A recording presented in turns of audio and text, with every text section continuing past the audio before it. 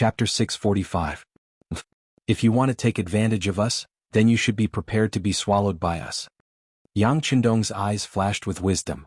If the Mongol army did not have any intentions of attacking them, he would not spend so much effort to deal with them.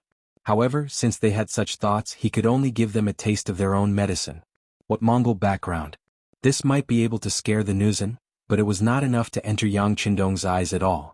If they made him unhappy, he could also deal a heavy blow to the Mongol army. As long as General Bagan wanted to deal with him, the mercenaries would not hold back in the slightest. In this regard, Yang Qindong had already made preparations. 2 days was more than enough for him to complete his plan. The Nuzan cavalry was actively making preparations. It was not that Borte did not think that the 5-star army would resist, but in his opinion, the Nuzan cavalry was the strongest cavalry in the world. If they really fought, even the Mongol cavalry would not be their match. There was no way they would lose this battle. If they succeeded in their surprise attack, the battle would be over in less than 2 hours. On the other hand, the problem was Bagan's 2,500 cavalry. If this person interfered, it would be troublesome. As a precaution, Borte purposely left General Hui Libu behind and gave him 1,000 cavalrymen to keep an eye on Bagan. Once Bagan made a move, he was to restrain him. Although they didn't have the advantage in numbers, they didn't intend to severely injure Bagan. As long as they could keep Bagan in the vicinity of the town, they could wait until the 5-star army was completely annihilated. Bagan would then tactfully become obedient. As a result, they only sent 3,000 cavalry to fight the mercenaries. Hulu was the vanguard, while Borte led the middle. Regarding this, Yang Qindong was not very clear. After all, the scouts he sent out only knew that the Nuzan cavalry had a mission. As for what the mission was, they would not know until the morning of the day after tomorrow. But whether it was 3,000 or 4,000 enemies, Yang Qindong wasn't afraid. It was just a defensive battle. Even if Borte and Bagan joined hands, he wouldn't be afraid. Time passed bit by bit. On the surface, the 5-star army did not make any movements during the day and seemed to be waiting for the transaction 2 days later. However, as soon as night fell, the army began to get busy. Ding Shan's direct cavalry regiment was also responsible for the role of sentry posts. They would chase away the Nuzan cavalry who were responsible for scouting until the sun came up, and they would only let them in again after daybreak. This practice did not arouse the suspicion of others. After all, everyone was afraid of being attacked at night. For the sake of safety, the vigilance at night was stricter than during the day. This was understandable. Therefore, this matter was only reported to Borte symbolically. Nobody paid any attention to it. They were completely unaware that a large number of mines had been quietly buried in the front of the mercenary camp. A portion of these mines had been modified by Crimson City's ordnance stones in the later stages. They were called passive detonation mines or passive mines. These mines weren't very powerful, but they could be used to deal with cavalry. They played a role in disrupting the morale of the troops. The biggest difference between passive mines and active mines was that the latter would explode when stepped on, while the former required a long rope to detonate. This could greatly ensure that the mines wouldn't hurt their own people. This was the new technology of the time. For example, the Great Ming Dynasty had already had mines. They buried a type of gun underground. When stepped on, it would detonate. The lethality wasn't very high, but it was enough to give people a headache. The appearance of passive landmines had indeed greatly improved this technology, ensuring that mercenaries could continue to advance in this era. In the future, as they continued to develop, remote-controlled landmines would also appear, which would greatly increase the distance of detonation. That would be the true power of this technology. While burying the mines at night was one thing, cavalry soldiers were also quietly sent out. They left the camp and disappeared into the night. In just 2 nights, the original Windchaser Cavalry Regiment, Cold Vanguard Regiment, and 2 auxiliary battalions had all left. The only ones remaining in the camp were Yang Qindong's 4 auxiliary battalions. Regarding Yang Qindong leaving so few soldiers by his side, both Windchaser Regiment and Commander Wu Sheng expressed their objections. Regarding this, Yang Qindong acted as if he didn't hear anything. He only instructed them to fight according to the plan. This was especially true for Wu Sheng's 3rd Regiment. This was their first time on horseback and they had given up on the most advanced firearms. If they couldn't adapt well, the danger factor on the battlefield would increase by a lot. It wasn't that they couldn't use firearms on horseback, but they would definitely lack stability and accuracy.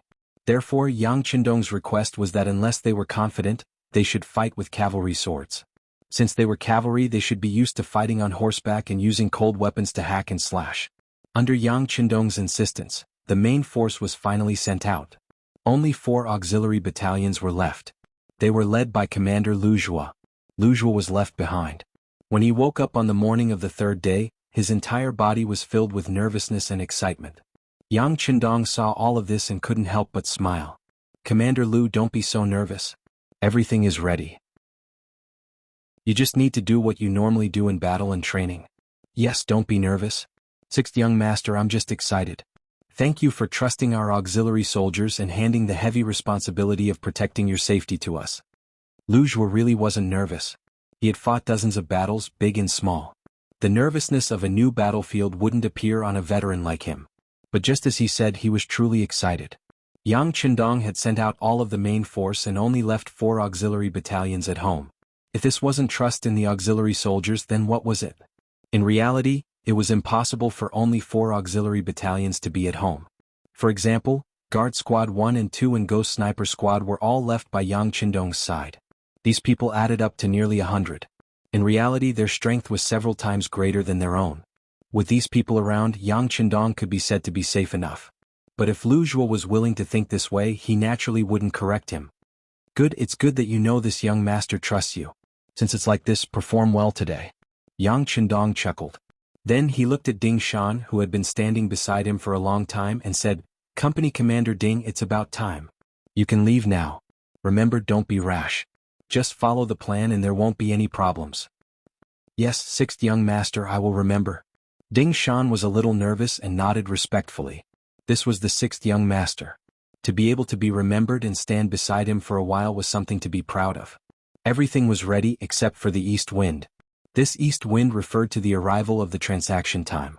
After Ding Shan received the order, he led a company of his subordinates and rode out of the camp with the 150,000 taels of silver, rushing towards the area 10 li ahead. At the same time, the Nuzan cavalry in Narcissus town also started to move. General Hulu was the vanguard, and Borte was the center of the army. They brought 3,000 cavalrymen out of the town.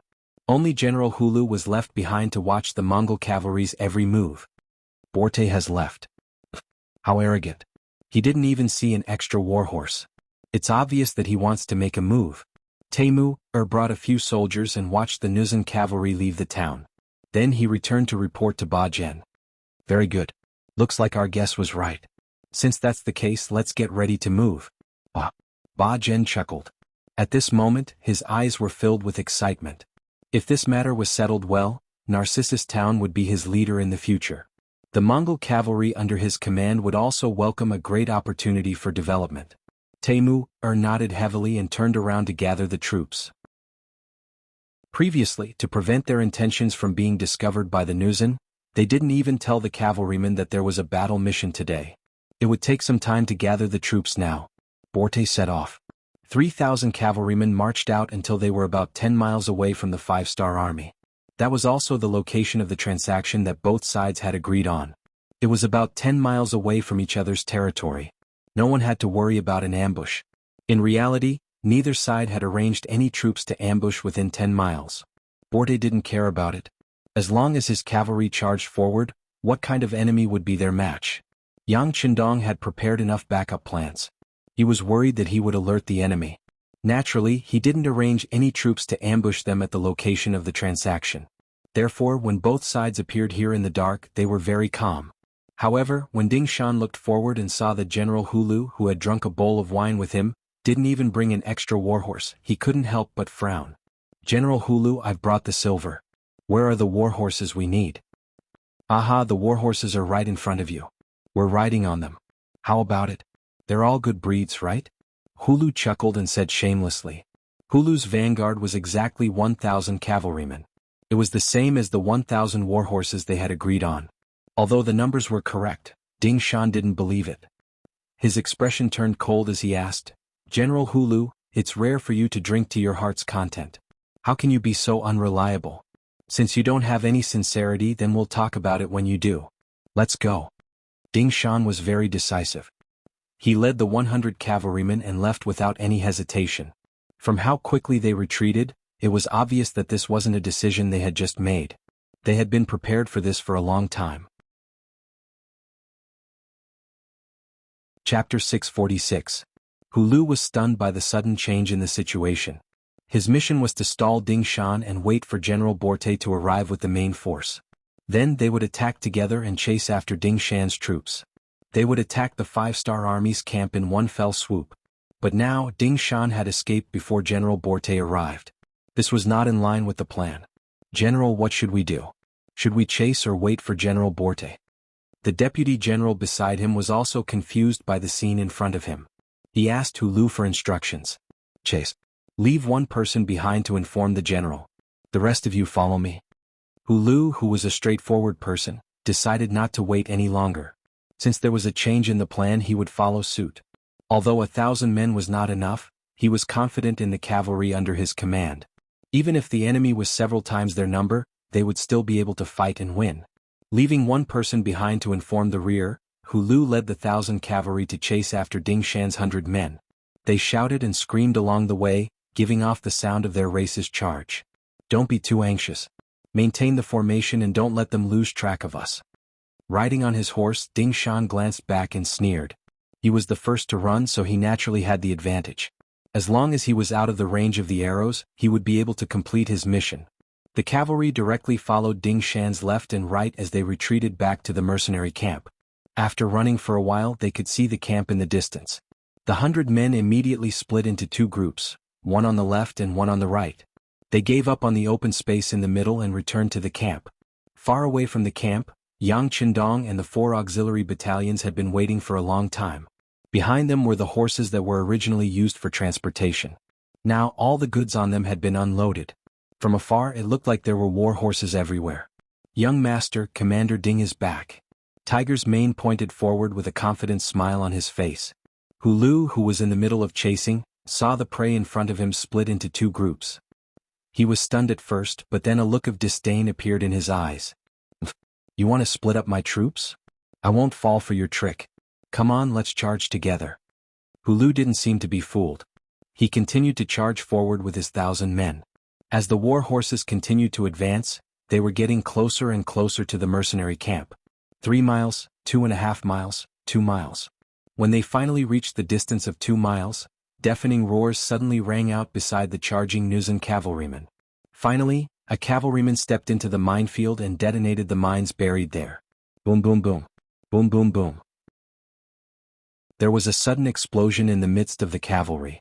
In an instant, countless cavalrymen were blasted off their horses. Those who were on top of the landmines were blasted into the air along with their horses. Even the aftermath of the landmines injured countless Nuzan cavalrymen, causing them to wail in pain as they fell off their horses. Damn it! They had only advanced about 100 meters, but they had already paid the price of nearly 100 riders. This made Hu Lu gnash his teeth in anger. Seeing that they were still some distance away from the mercenary camp, he had no choice but to give the order to stop moving forward and gather his troops in place. As soon as Hu Lu's vanguard stopped, the 2,000 cavalrymen led by Borte rushed over. Seeing the mess on the ground and the many injured cavalrymen, Borte rode forward and asked coldly with a frown, "What happened?" They cheated." Hu Lu didn't know how to explain, so he simply attributed everything to the enemy's trick. "Cheated?" Borte was stunned at first, but after he heard what happened from Hu Lu, his face turned ugly. "So they were prepared. Do you really think that you can stop the advance of our cavalry with that explosive thing on the ground?" Borte's face was filled with disapproval. Although the 5-star army's trick did hurt his troops, it was still a battle between the two sides. In the end, it was still a battle between two armies that depended on strength. It was still a real battle and tricks were only supplementary. Besides, that thing had already exploded once and it was impossible for it to explode a second time. How many cavalrymen did he have? Even if he sent them out one by one, they would still be able to cover a distance of 2 miles. At that time, it would be time for them to raise their butcher's knife and start a massacre. "Alright, you said that Ding Shan didn't retreat to the middle but to the sides. You didn't see anything exploding there, right?" Although he didn't think so, it was better to not sacrifice himself if he didn't have to. Borte thought of something and asked Hu Lu. "Yes, they went to the sides, so it was very safe." Thinking back to Ding Shan's retreat route, Borte thought that the enemy wanted to divide his troops. They already knew that there was something buried underground. Borte didn't care so much at this moment. He only knew that if the enemy could leave, they could also leave. "Since that's the case, we will also split into two groups. You lead one group and I will lead the other. We will rush in from both sides and outflank them. At that time we will definitely let those people know that we, the Nuzan cavalry, are not to be trifled with. Borte's face was burning with anger. In such a short time, more than 200 of his brothers had died, which clearly angered Borte. Yes. Hulu's face was also filled with anger. It was rare for him to be at a disadvantage like this. If the two sides met face to face, no matter what the result was, he would be able to accept it. If he couldn't win, then it was because his skills weren't as good as the enemy's. But to be able to succeed with a trick like this really made him feel bitter. The less than 3,000 cavalrymen began to split up. Borte went to the left, Hulu went to the right, and the two groups of cavalrymen began to advance from the sides, as if they were going to outflank the enemy. Young master, they are learning from Company Commander Ding. Tiger's Mane's eyesight was still very good. As soon as the other side made a move, he saw through it. At this moment, Yang Qindong was sitting on a bamboo chair. He didn't know where he got a paper fan in his hand. From time to time he would brush it twice. At this time, Fan Xian really looked like Zhuge Liang on TV. He was completely strategizing and winning from 1,000 miles away. Listening to Tiger's Mane's words, Yang Qindong nodded lightly. This is originally a checkmate. No matter what choice they make, it is destined that there will only be one result. These words were said very calmly, without any emotion, as if the next thing to die in front of him was not 3,000 cavalrymen, but 3,000 ants that had nothing to do with him. These words were not just empty words. After 2 days of preparation, Yang Qindong really set up a dead end here. Even if the other side wanted to jump out now and did not want to fight anymore, it was still a dead end. When they were chasing Ding Shan, this net had already been cast. Now what they had to do was to close the net. Come on, signal the flag, cut off the enemy's retreat, and be ready to detonate the passive mines at any time. At the same time, order the 4 auxiliary battalions to be ready to fire. The calmer Yang Qindong was, the more excited Tiger's Mane was. This was his 6th young master. He was always so confident and there was never anything that could stop him. Beta Persei, go and execute the order. Tiger's Mane turned around and said to the tall Beta Persei who was the flag bearer. Okay. Beta Persei stood up straight and began to wave the 2 red and black flags in his hands, constantly making various movements. With a series of movements, the ground under their feet seemed to move. Tremble, tremble. It was as if the earth was roaring, or as if an earth dragon was born. An earthquake is coming. This movement also caused the Jurchen cavalrymen who had just split up to stop and watch. The ground behind them was filled with dust, covering the sky and the sun. Then, one by one, the cavalrymen in military green uniforms began to slowly appear in their sight. 1, 2, 3, they couldn't even count. Where did the reinforcements come from? When Borte saw the other side's neat uniform, his face changed drastically, and he spoke with a somewhat panicked voice. Didn't the scouts say that the 5th Star Army only had 3,000 cavalrymen? If that was the case, then where did the cavalrymen behind them come from? Could it be that the information was wrong or, no matter what, he was still a general who commanded an army? Borte's brain worked very quickly. After thinking for a while, his eyes suddenly lit up. He looked forward and said, I know they sent all the cavalrymen behind us and there aren't many enemies in front of us. They want to attack us from both sides. General, what should we do? The Jurchen cavalrymen who followed Borte all asked with an ugly expression. It was supposed to be a one-sided massacre. Even if they encountered some resistance, it should be sporadic. How did they become dumpling fillings and were about to be wrapped up? The most frightening thing in a war was unexpected situations, because it often meant that one side had miscalculated. It meant that they had lost their innate advantage in wisdom and strategy. The unknown was the most frightening thing. Some people were already worried about what kind of serious consequences the general's miscalculation would bring to them. In other words, because of the unexpected situation, the Jurchen cavalrymen's morale was already unstable. If this situation was allowed to develop, it might cause the morale of the cavalrymen to drop. If that happened, no matter how many soldiers they had, they wouldn't be able to fight back. Borte was very clear about this, and he naturally didn't want to see this happen. He immediately shouted, Don't be afraid, the enemy's main force is behind us and there aren't many enemies in front of us. As long as we are fast enough, we can completely defeat the enemy's main force. Then, we will be able to gain a foothold, turn around, and destroy the enemy behind us. Victory will be ours. Chapter 647. Victory belongs to us. A few of the centurions behind Borte shouted in unison. Their shouts did indeed stabilize the morale of the troops. At this moment, not only did their morale not decrease, it actually increased. They slapped their war horses and charged forward. In their eyes, it was only a distance of 2 miles. They could reach the enemy with a single charge. The choice of the Nuzan cavalry was equivalent to announcing that they had given up all paths of retreat. There was only one way, and that was to charge and charge again. This choice naturally disappointed the cavalry division, the 3rd Regiment of the Cold Vanguard, and the 2 auxiliary cavalry battalions. This also meant that they had no chance of fighting a tough battle. This was especially so for the cavalry division led by Windchaser. They wanted to perform well and fight the legendary Nuzan cavalry head-on. But now all their hopes were dashed. Even so, they had no intention of stopping. Instead, they continued to advance until they reached the place where Borte and Hulu were standing. Then they took up their positions. Close to 3,000 cavalrymen lined up in a row. Each of them held a bow and arrow in their hands. They were ready to shoot, not allowing the enemy to retreat to their front. The cavalrymen no longer felt any pressure. At this moment, all the pressure was transferred to the battlefield. Lujua, the commander of the auxiliary troops, who had long been prepared, shouted out his orders. His 4 battalions of 1,600 auxiliary soldiers all held their Type 81 rifles in their hands and prepared to shoot at any moment. Everyone listen to my orders. Do not let any enemy within 400 meters of us go. Shoot. Lujua shouted as loudly as he could. His voice was transmitted to the ears of every soldier.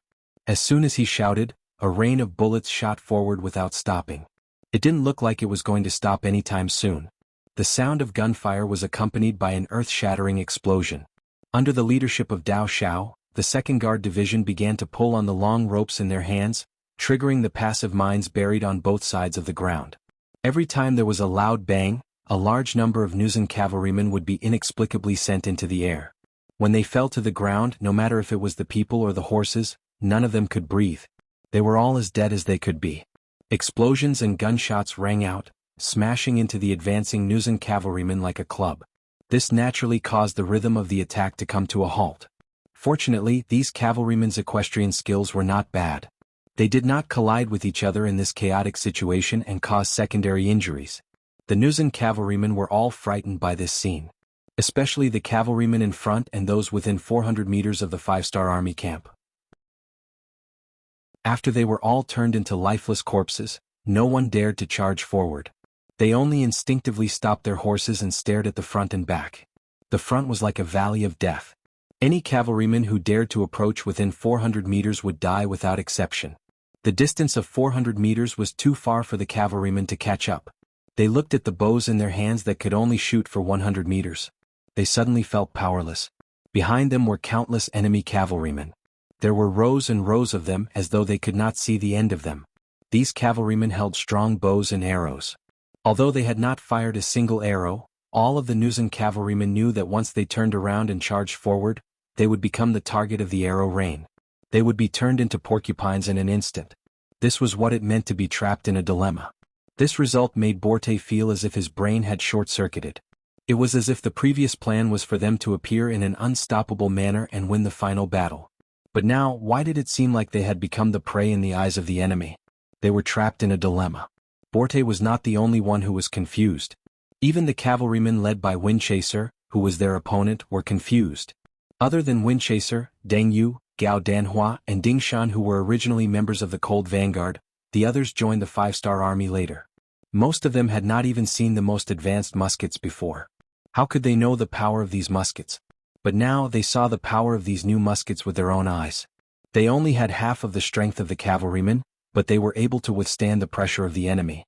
The enemy did not dare to charge past the last 400 meters, forming a natural chasm of death. It was no wonder that the 6th young master had been so calm and confident. It was no wonder that they were able to achieve a great victory without injuring a single person when dealing with the 2,000 cavalrymen of the Jianzhou left guards. It was no wonder that the Cold Vanguard soldiers, who were infantrymen, were so arrogant when facing the faster and fiercer cavalrymen. It turned out that this was their trump card and their true combat strength. Sighs, admiration, envy, and all kinds of emotions burst out at this moment. At the same time, depression, fear, and trembling emotions appeared one by one on the Nuzan cavalrymen. In just a short while, 600 to 700 of the 3,000 cavalrymen had died in battle. This was because they had stopped moving forward in time. Otherwise, there would have been even more people who would have died. Faced with this unexpected situation, Borte and Hulu were at a loss as to what to do. They were at a loss as to what to do next. Heaven and earth were not benevolent, but they would always leave people with a chance to live. Just like now, after receiving Tiger's main signal, Beta Persei put down the black and red flags in his hand and shouted loudly, "Listen up, our young master is benevolent and will give you a way to live. Put down your weapons and lead your horses out to surrender. Otherwise we will kill 10 of you every minute until you are completely wiped out. Choose for yourself whether you want to live or die." Beta Persei repeated his words twice to make sure that the other party could hear him clearly. Only then did he close his mouth in satisfaction. Although he did not move a finger in today's battle, nor did he kill a single person, he felt extremely good in his heart. Think about it, he was the one who made the flag signals, which gave him the feeling of commanding an army of thousands of men and horses. He was the one who persuaded them to surrender, which gave him the feeling of being in control of life. And no matter which one it was enough to satisfy Beta Persei. Yes, Beta Persei was persuading them to surrender, which was naturally Yang Qindong's intention. In order to reach into the Wallace territory, the front line was thousands of miles away, so there was naturally no need to count on replenishing the troops. In such an environment, how to create his own forces and achieve the mission of military goals became the problem that Yang Qindong needed to think about. After thinking about it for a long time, strengthening the army became a must. Without enough troops, not to mention whether they could win the war, who would be able to defend the territory they had conquered? People were the foundation of development, and Yang Qindong put this idea on the Nuzan cavalry. This was an ambitious tribe as well as a horse-riding tribe with powerful combat strength. In later generations, there was a saying that the Nuzan were undefeatable. But that was a matter for the future. Right now they were only focusing on the small piece of land in front of them. Now they were still thinking about how to survive and develop. Take them under your wing before they have any ambitions. Then they won't be a hindrance to your development in the future. Instead they will only be of help. Setting up this trap was to absorb more captives from the Nuzan cavalry. This was why Beta Persei shouted and why Borte was in a dilemma. Beta Persei's roar spread out, but there was no immediate answer. After all, to be able to become a cavalry they were somewhat proud. It was unrealistic to expect them to surrender in the face of difficulties. Of course, if they surrendered so easily, it would be difficult for such an army to achieve anything, and they would not be valued by Yang Qindong. After 2 rounds of fighting, the battlefield fell into a strange silence again. After a minute of silence, the members of the Ghost Sniper team opened fire. They did not use their usual sniper rifle, but the most common Type 81 assault rifle to begin their roll call journey. Bang bang bang. Bang bang bang. Exactly 10 gunshots were fired, and 10 Nuzan cavalry who did not know what happened fell from their horses. One by one they were shot in the forehead and fell to the ground. Very good, get ready for the next group. Captain Baizwa said slowly, sighing in his heart. This kind of training with real people as targets is definitely the best opportunity to improve the marksmanship of his team members. This will also greatly overcome the psychological barrier when they kill people. At this moment he even thought that it would be best if these Nuzan cavalry did not surrender. In this way his team members will have more opportunities for actual combat training. They really dare to kill people. 10 people were really killed. Some of the more attentive ones even counted the number of deaths. As the screams continued, the expressions of the Nuzan cavalrymen turned ugly. Some of them even intentionally hid behind the people around them. Clearly they were looking for a human shield. Bang bang bang bang bang bang.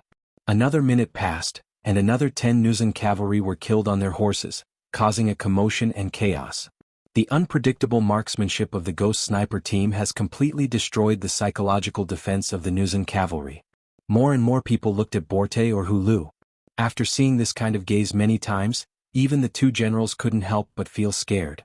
Especially Borte, some of the cavalry near him have already pulled out their sabers and were eager to fight. It seems that if they do not surrender in the next breath they will cut them down. Chapter 648. What do you want to do?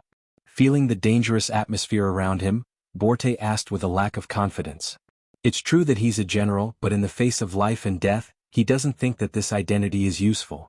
No one said a word. More and more cavalrymen got closer and closer. Perhaps they know their general well, he's the kind of person who won't bow his head easily. It may be difficult to persuade their general to surrender. Since that's the case, it's better to tie him up or kill him. That way no one can stop them from surrendering, or they can choose a way to live. We surrender. While the atmosphere around Borte was tense, Hulu on the other side had already made the final decision. Unlike Borte, no one dared to make any threatening moves towards Hulu. They just focused their attention on him. Just from this point alone, Hulu's position in the hearts of the cavalrymen below must be higher. Even now, no one had any ideas about him, which could be seen from this. It was precisely because everyone trusted him and was willing to put their lives in his hands that Hulu decided to surrender in return for their sake. With Hulu's temperament, he would rather die than surrender. This can be seen from the fact that he just rode to the front of the cavalry and put his body under the muzzle of the ghost sniper team. It's just that when Yang Qindong saw his heavy armor, he recognized his identity and ordered the sniper team not to hurt him. On the other side, Borte kept hiding behind other soldiers, completely showing his cowardly side. Hulu announced his surrender, which made more people's eyes fall on Borte. Although there are many people in these cavalry who are not afraid of death, but knowing that they can't win and still continue to fight, that's not courage but stupidity. Unable to bear the huge pressure, seeing that a new minute was up, Borte finally spat out the word, surrender, with difficulty. Hearing this, the Nuzan cavalry couldn't help but rejoice. In any case, they don't have to die, and no matter what kind of problem they will face next, is there anything more terrible than death? Since they all chose to surrender, the next thing was much easier. Everyone threw down their weapons and led their war horses forward.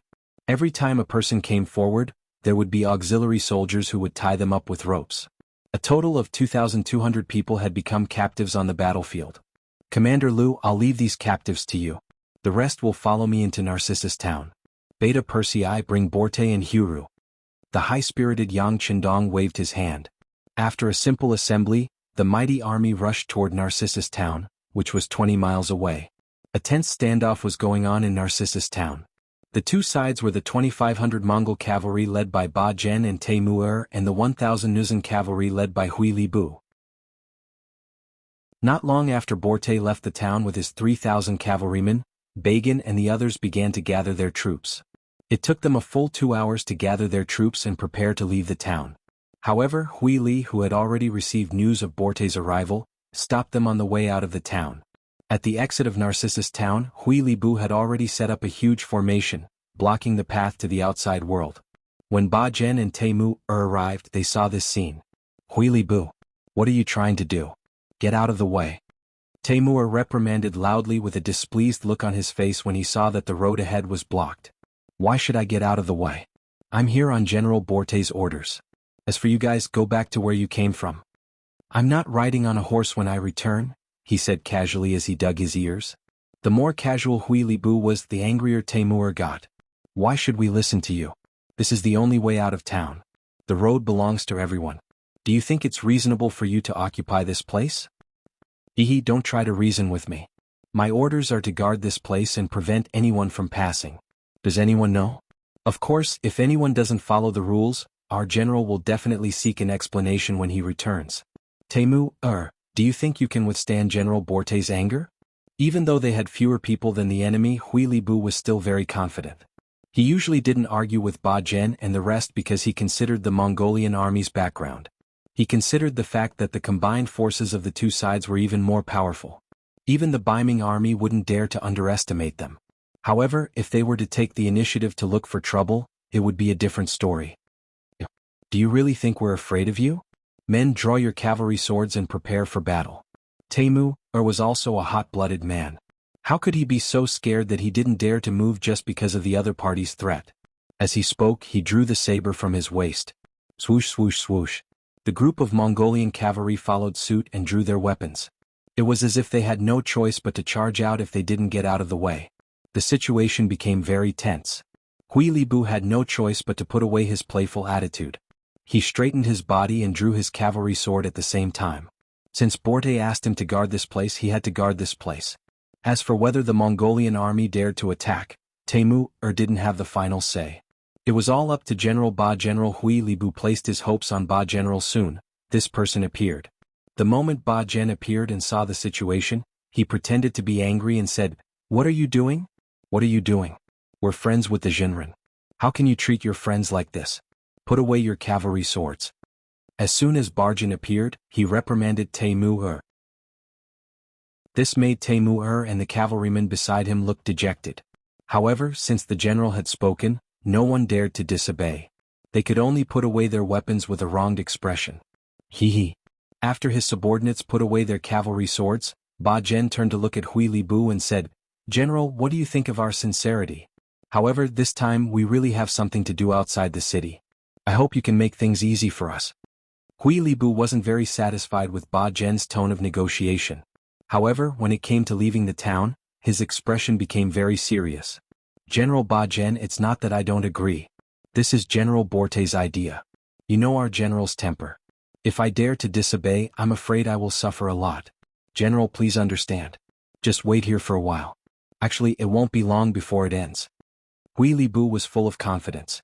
His tone wasn't harsh, but the meaning he expressed was unwavering. Ba Jian's brows furrowed together. With his current military strength, it was indeed possible for him to take care of Borte, but what if Borte returned with his army? Would he still be a match for him? Just because he wanted to earn some money, he would have to fight to the death with Borte. It didn't seem worth it. Most importantly, he wanted to see how much damage the five-star army could inflict on Borte with his warning.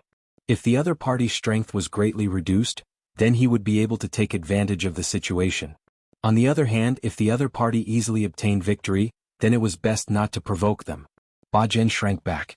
In front of Hui Li Bu, he forced a smile and said, "All right, then I'll wait for General Borte to return before leaving the town." Secretly, he was waiting for the results. Of course, only Ba Jian knew why he was so weak. He was a Mongol and he used the Mongol cavalry as a banner.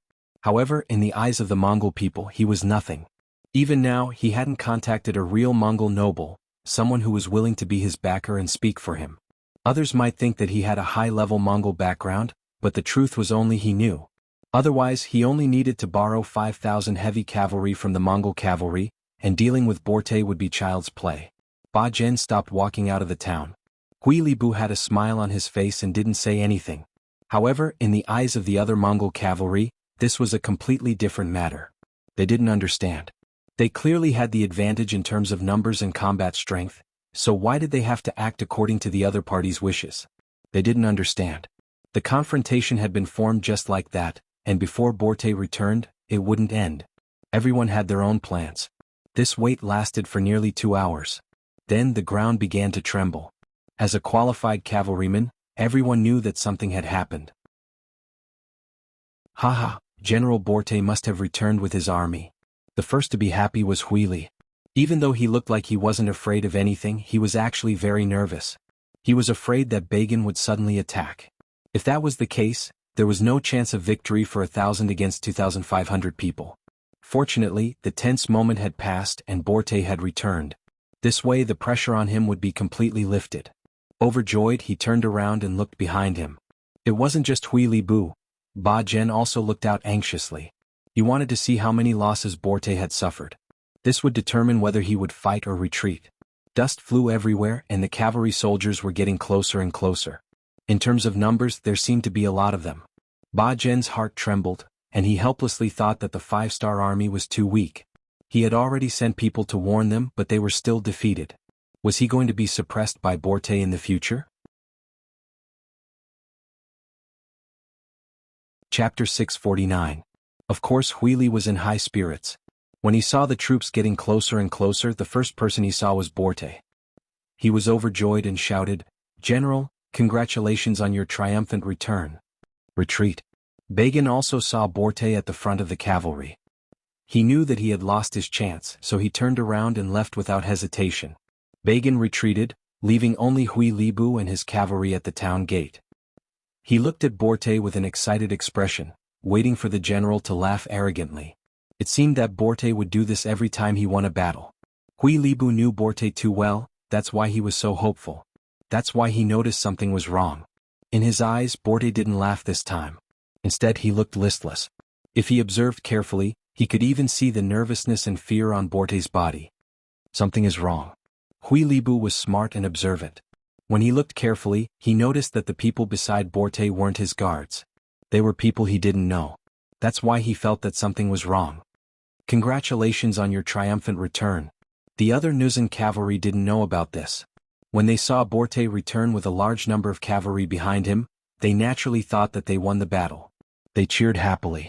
Hui Libu chose to leave amidst the cheers. Although he didn't know why Borte acted strangely today, it was better for him to leave first for his own safety. If it was really a misunderstanding, he would appear in time. He believed that the general wouldn't blame him for this. Everyone was congratulating the general on his victory. No one noticed that Hui Libu had left quietly. When the cavalry arrived at the entrance of the town and surrounded the 1,000 cavalrymen, Borte asked, "Where are you, Li Li?" At this moment, everyone realized that their general was nowhere to be found. Unable to find his way back, Borte turned around to look at Yang Qindong, who was riding on a white horse behind him. "Don't worry about him. Tell the cavalry to put down their weapons and dismount." Yang Qindong didn't put a small Jurchen general in his eyes. What he was interested in was the 1,000 cavalrymen and 1,000 war horses. "Yes." Borte hurriedly complied, then glanced at the 2 muskets that were secretly staring at him. He turned around and ordered according to Yang Qindong's instructions, "Everyone listen up, dismount, put down your weapons and stand aside." Once the order was given, the 1,000 cavalrymen were stunned and didn't know what to do. It was understandable for the general to dismount. After all, it was a form of courtesy to dismount in front of his superior. But what the hell did he mean by putting down his weapons? "What? Can't you hear my orders?" Seeing that no one obeyed, Borte shouted angrily. He was really afraid. He was afraid that the muzzle of the gun behind him would suddenly erupt with flames. At such a close distance, he had absolutely no chance of survival. Now that the general was gone and Borte was so angry, although they were still somewhat puzzled out of habit, the cavalrymen took the initiative to dismount and threw their sabers to the ground. "Tie them all up." Seeing that everyone had put down their weapons, Yang Qindong finally didn't want to be behind the scenes. He stood up on his white dragon horse and gave the order. The auxiliary soldiers of the 2 cavalry battalions that surrounded them quickly moved into action, tying up these unarmed Nuzan cavalrymen with ropes. With Borte and Hulu at the side, there really wasn't anyone who dared to resist. Of course, this had a lot to do with the promise that Yang Qindong made to them before. On the way here, Yang Qindong said that if the Nuzan cavalrymen were willing to surrender, he wouldn't kill them. On the other hand, if the cavalrymen dared to resist, then they would be killed without mercy. It wasn't impossible to kill them all. Borte was worried that his life would be in danger, so he naturally obeyed. Hulu was really worried that his brothers would be sacrificed for nothing, so he could only cooperate. Just like that, the 1,000 Nuzan cavalrymen were quickly tied up as captives. "Leave 2 auxiliary battalions here to watch them. The rest of you surround the Mongol cavalry camp. Those who surrender can live and those who resist will be killed."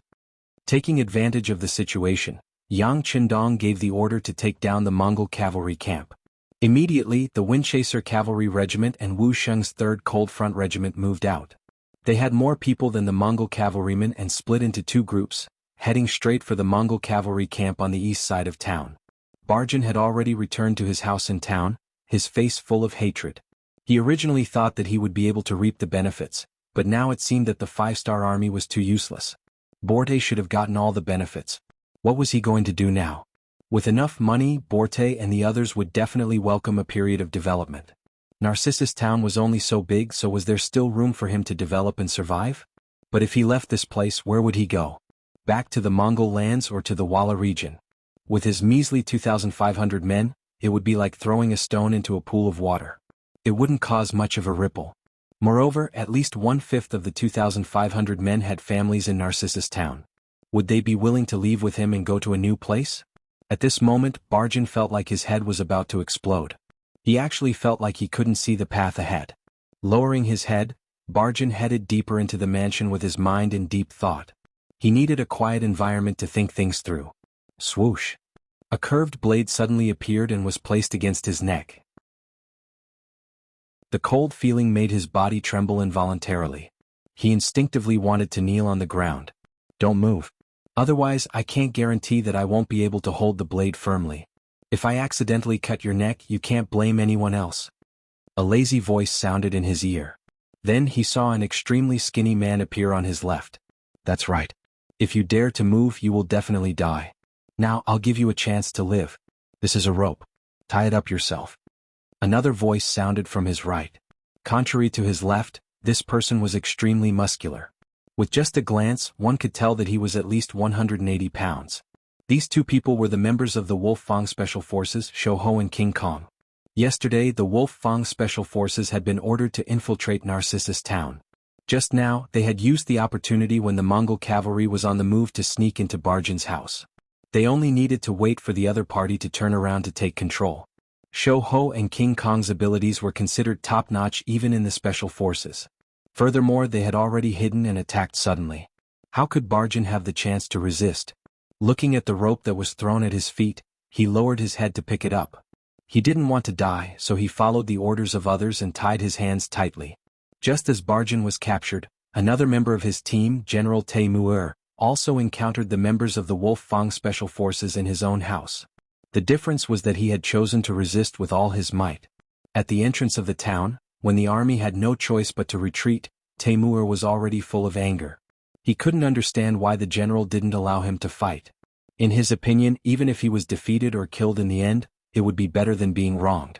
As he felt wronged and couldn't think straight, Taimur didn't return to the camp with the army.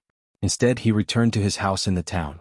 He had to think carefully about what was going on and whether he could continue to trust and follow Barjan. At this moment, the members of the Special Forces made their move. They used Silver Hand and Steel Leg to deal with him. Their sudden attack had indeed caught Taimur off guard. However, because the other party resisted with all his might, and because they had been ordered not to kill, the three of them actually got tangled up in a fight. There wasn't a clear winner immediately. "Sai, you guys are really embarrassing. 2 against 1 and you still can't complete the mission." Another person had appeared on the roof. He was equally tall, and his arms were 1/5 longer than an ordinary person's. He was the violent ape of the Wolf Fang Special Forces. In order to ensure that the mission was completed smoothly, the captain, Tai Hu, had arranged for reinforcements in every team to prevent accidents from happening. The violent ape was the reinforcements arranged for Silver Hand and Steel Leg. They were actually being looked down upon. How could the two of them take this lying down? When they saw that Taimur was still resisting, they couldn't help but feel angry. After the two of them looked at each other, they decided to go all out. After all, the 6th young master's orders were not to kill or seriously injure anyone. Hence, it wouldn't be considered disobeying orders if they caused external injuries. Silver Hand and Steel Leg became serious. Their hands and legs cooperated very well. Taimur soon couldn't hold on any longer. He was good at horseback fighting. It wasn't easy for him to hold on until now when he was fighting on land and facing an expert. After bracing himself and exchanging a punch with Silver Hand, Taimur, who was retreating quickly, revealed an opening under his feet. Steel Leg seized the opportunity and swept his long leg, knocking Taimur to the ground. Then he took out a rope and tied Taimur up tightly. At this point, the 2 main generals of the Mongolian army were under control. They were brought to the entrance of the Mongolian army camp. Here they saw Yang Qindong riding on a white dragon horse. Under his extraordinarily tall and handsome figure, he was wearing a red robe. Together with the red 5-star flag beside him, he gave off a dazzling feeling at first glance. At the same time, it naturally reflected Yang Qindong's lofty, grand and noble aura. "6th young master, I've brought them." Tai Hu, the captain of the Wolf Fang Special Forces, gave a standard military salute and stepped aside, revealing Bagan and Taimur behind him. Yang Qindong only glanced at the two of them. He nodded lightly and said, "I'll give you a chance. Persuade your cavalry to surrender." Chapter 650. He clearly needed their help, but now he was saying that he was giving them a chance. How could the prideful Bagan and Taimur accept it? After all, they were generals of an army. Why should I? After guessing Yang Qindong's intention, Bagan did not think that he was useless even though he was a prisoner. On the contrary, he wanted to raise conditions and benefits. "You talk too much." Beta Persei, who was standing on his horse, snorted. Then he strode forward with a large demon head blade in his hand. Judging from the model of the demon head blade, it was probably similar to the one used by executioners. As he approached step by step, Bagan, who was tied up, looked worse and worse. "What are you doing? Let me tell you, I'm a Mongolian. If you dare to touch me, you'll be making an enemy out of Mongolia. The consequences will be..." Just as he was halfway through his words, an extremely mournful scream rang out. Along with the scream, a complete arm flew in the wind and was separated from the body. Then blood splattered everywhere and the air was filled with the smell of blood. Bagan's left arm was chopped off from his body. And all this was because he was disobedient and said a few threatening words. Beta Persei, who had chopped off his left arm, acted as if he had done something very normal. Even his aura did not fluctuate. Instead, he said to Bagan in a very calm voice, "Our young master has said something, so it cannot be changed. Anyone who dares to provoke and question him will end up like this." Yang Er's cold attitude frightened Bagan. Even though his entire body was in extreme pain and he felt like he would faint at any moment, he obediently shut his mouth and didn't dare to refute Yang Er's words. Yang Er's cold attitude frightened Bagan. Even though his entire body was in extreme pain and he felt like he would faint at any moment, he obediently shut his mouth and didn't dare to refute Yang Er. Yang Chendong saw everything that happened in front of him. He did not even look at Bagan. When Bagan did not even dare to wail, he continued, "All right, now go and persuade your subordinates to surrender." He spoke slowly, unhurriedly, as if he was having a normal conversation. However, both Ba Zhen and Taimu remained silent. No one was an idiot. They knew that they were no match for him, yet they would still stand out and provoke him. Silence was a tacit agreement. Everyone followed Ba Zhen and Taimu, who were missing an arm and had bandages tied around their shoulders, towards the Mongol cavalry camp. Outside the gate of the military camp, the mercenary cavalry had already surrounded the place. Their guns and bows were ready to shoot, as if they would kill anyone who dared to resist. Within the military camp, the 2,500 Mongolian cavaliers also rode on their horses as if they were facing a great enemy. They held all sorts of weapons in their hands. They had just returned to the barracks. Many of them didn't even have time to take off their armor before the situation changed drastically. They were surrounded in the barracks. This would save them the time to put on their armor. However, the Mongolian cavalry did not even think about it. Since the 5-star army could suddenly appear, they would have the time to launch a surprise attack on the camp. But he didn't do that. Could there be a reason? Of course there was a reason. Yang Chendong wanted to make more Mongolian cavaliers work for him. If they were to charge around like this, who knew how many people would die? These cavaliers could become the elite cavalry of the 5-star army in the future. It was best not to kill them if possible. This was the reason why they only surrounded and did not attack. The funny thing was that these Mongolian cavaliers thought that they had the power to resist and gathered together. Fortunately, they were smart. At the very least, they were not stupid. They knew that they were surrounded and did not take the initiative to attack. If that was the case, even if Yang Chendong wanted to make them work for him, he would have to kill a bunch of them first as an example to others. Originally, both sides were still in a stalemate and the situation was very tense. With the arrival of Ba Zhen and Taimu, the atmosphere became even more tense. This was especially so when some of the cavaliers saw that their general, Ba Zhen, had lost his left arm. Some of them could not help but curse. "They injured our general. Let him go. Let our general go. A bunch of cowards who only know how to launch sneak attacks. If you have the guts, fight me face to face. Let the general go and get out of Narcissus town." There were all kinds of shouts, but the strange thing was that there were not many people shouting. If one were to really count, there were only about 100 people. In a camp of more than 2,000 cavaliers, there were only about 100 people shouting. The others were just watching without making a sound. Was this not strange? Of course it was strange. Yang Chendong was originally looking at the scene in front of him cautiously. He was thinking about how to get out of this situation. However, when he saw the scene in front of him, the corner of his mouth curled up and he smiled. No matter how others saw it, he finally understood that Ba Zhen, as a general, did not have the hearts of his men. This could be seen from the shouts. Why would Yang Chendong make such a statement? Because he put himself in Ba Zhen's shoes. If he was the one who was captured by the enemy, his men would definitely shout in unison. Even if he did not say that every one of them would shout, he was confident that 50 to 60% of them would shout. This was the hearts of his men. When a general had the hearts of his men, his every move would naturally attract the attention of the soldiers. If he was in any danger, everyone would do their best to help him. Even if they knew that they would be courting death, no one would back down. On the other hand, a general who did not have the hearts of his men could rely on his status to suppress others when nothing happened to him. However, if something happened to him, not only would no one save him, they would even want him to die. After having such thoughts in his heart, Yang Chendong did not act immediately. Instead, his gaze fell on Taimur. He pointed at him and said, "Take him out and let him be in charge of persuading them to surrender." Beta Persei was in charge of this matter. He immediately nodded and stretched out his hand to pull Taimur to his front.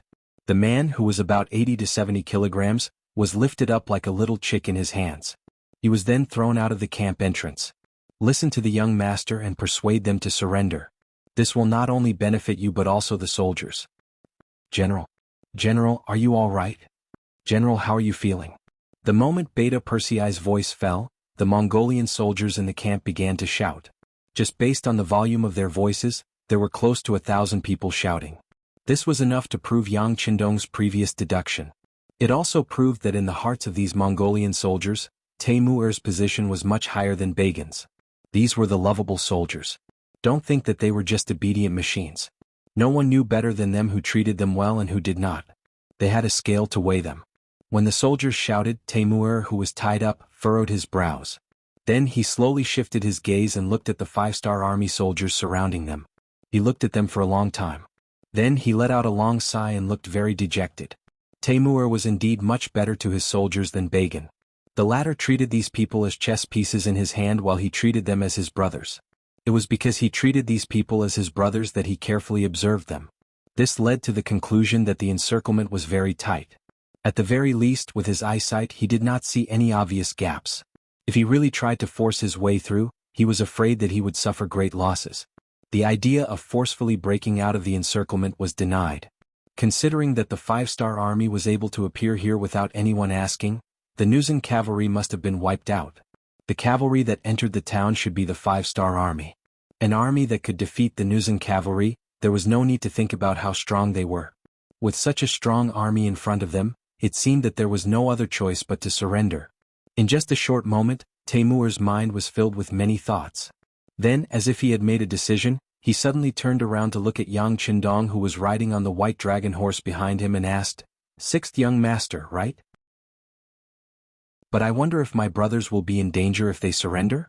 If they will die sooner or later, why not fight now? At least they will die like men." Teimuer had no intention of hiding his thoughts. He asked directly. At this moment he seemed to have disregarded life and death. At this moment he had forgotten the fact that Bagan's left arm had been chopped off when he tried to bargain with them. Teimuer might have forgotten, but Beta Persei, who was standing beside him, did not. He coldly snorted and raised the ghost head blade in his hand. It seemed that he was going to teach the other party a lesson. At the very least he had to chop off an arm. Wait. When the ghost head blade was raised high and ready to fall at any time, a voice that was not very loud rang out. It was this voice that shocked Beta Persei like a sudden clap of thunder, causing the ghost head blade that was about to fall to the ground to stop abruptly in mid-air. After stopping Beta Persei from chopping people, Yang Qindong looked at Teimuer and replied in a very serious tone, "Since we are asking for their surrender, of course we won't kill them. Otherwise, why would we need to do this? As long as they are talented, they will be treated even better. Now, are you relieved?" "Good. The Han people have a saying that a gentleman keeps his promise. I'm relieved." After Teimuer seriously sized up Yang Qindong, he turned around and shouted to his brothers in the camp, "If everyone believes me, then surrender. As long as you don't cause trouble, they won't kill anyone." It was a simple question, but it also seemed to be a guarantee. But after thinking about it carefully, there was no guarantee. However, even though it was that simple, when this voice traveled into the military camp, many of the Mongolian cavalrymen first looked at each other. After a moment of hesitation, some of them threw the sabers in their hands to the ground and leaped onto their horses, leading them to the exit of the military camp. Chapter 651. After the first person surrendered, the second and third quickly followed. Following that, batches of Mongolian cavalrymen threw down their weapons and dismounted from their horses to surrender. After all, it was a team of more than 2,000 people. Even if they came out one by one to surrender, it would still take some time. After more than 2 hours, the surrender ceremony finally came to an end. At that moment, there were still about 100 men on horseback in the military camp. They were still standing there and did not seem to be moved by Teimuer's words. More than 2,300 men had already surrendered. This was enough to prove Teimuer's position in the eyes of these cavalrymen. It made Yang Qindong see him in a new light. He was very satisfied with this number. As for the remaining 100 men, based on his perverted memory, most of them were the cavalrymen who had supported Bagan earlier. He did not know what they were thinking, but they did not surrender immediately. However, that was not important. Only by doing things one step at a time could one achieve success. Similarly, when dealing with soldiers, one had to use both the carrot and the stick to better control the hearts of the soldiers. Now, it seemed like it was time for them to show their strong and domineering side. First and second guards, get ready. Raise your guns and fire. He was still riding on the white dragon horse. When the breeze blew, his red robe fluttered gently. Following that was Yang Qindong's calm and normal voice. The two captains, Qiu Vi and Dao Xiao, tensed up the moment they were called by Yang Qindong. When they heard the order to raise their guns, their bodies could not help but cooperate. As they typed, their guns shot out beams of light and flames. Pa-pa-pa. Pa-pa-pa. Before many people were ready and did not know what was going on, gunshots rang out. What entered their eyes was the scene of the Mongolian cavalrymen in the military camp falling from their horses with blood splattered all over their bodies. In the eyes of the 60 guards, there were only a little over 100 men. It did not even reach the number of enemies in one wave. When they finished off the enemy, some of the guards who were slow to react only fired one shot. They did not even have the chance to fire a second shot before everything was over. There was not a single enemy left alive in the field. More than 100 people died just like that under the not-so-dense gunfire. They didn't even have the time to react. They didn't even have the time to raise their swords, let alone dodge. There were more than 100 cavalrymen. If they were to carry out a mission, it would only take them 2 hours to slaughter a village of 500 to 600 people. But now, from the beginning to the end, all of them had died in the blink of an eye. This result shocked everyone. Not only were the 2,000 Mongol cavalrymen who had just surrendered, but there were also the 3,000 Nuzan cavalrymen and 1,000 wind-chasing group cavalrymen who were watching from the side. Even though some of them had seen the power of firearms before, what happened this time still refreshed their understanding of firearms and their respect for them from the bottom of their hearts.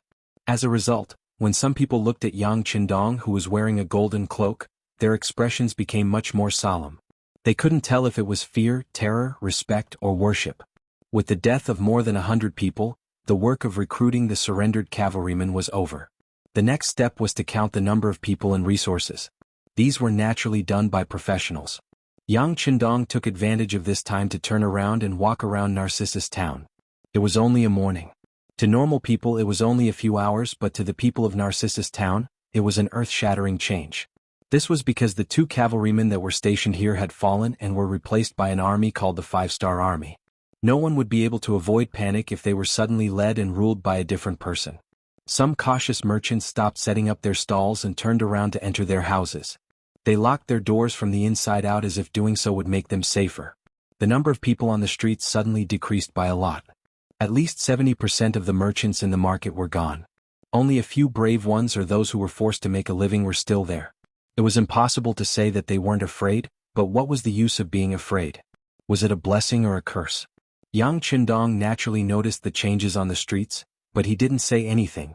On the other hand, Tiger's Mane, who was following beside him, said anxiously, "Young master, I'll get the soldiers to call the people out to welcome the young master." In Tiger's Mane's heart, Yang Qindong was heaven and earth. When heaven and earth appeared, naturally the people would line the streets to welcome it. What was going on now that they were all hiding and disturbing the young master's elegance? Could these people bear the consequences? After following him for so long, how could Tiger's Mane's thoughts escape Yang Qindong's eyes? He smiled and shook his head.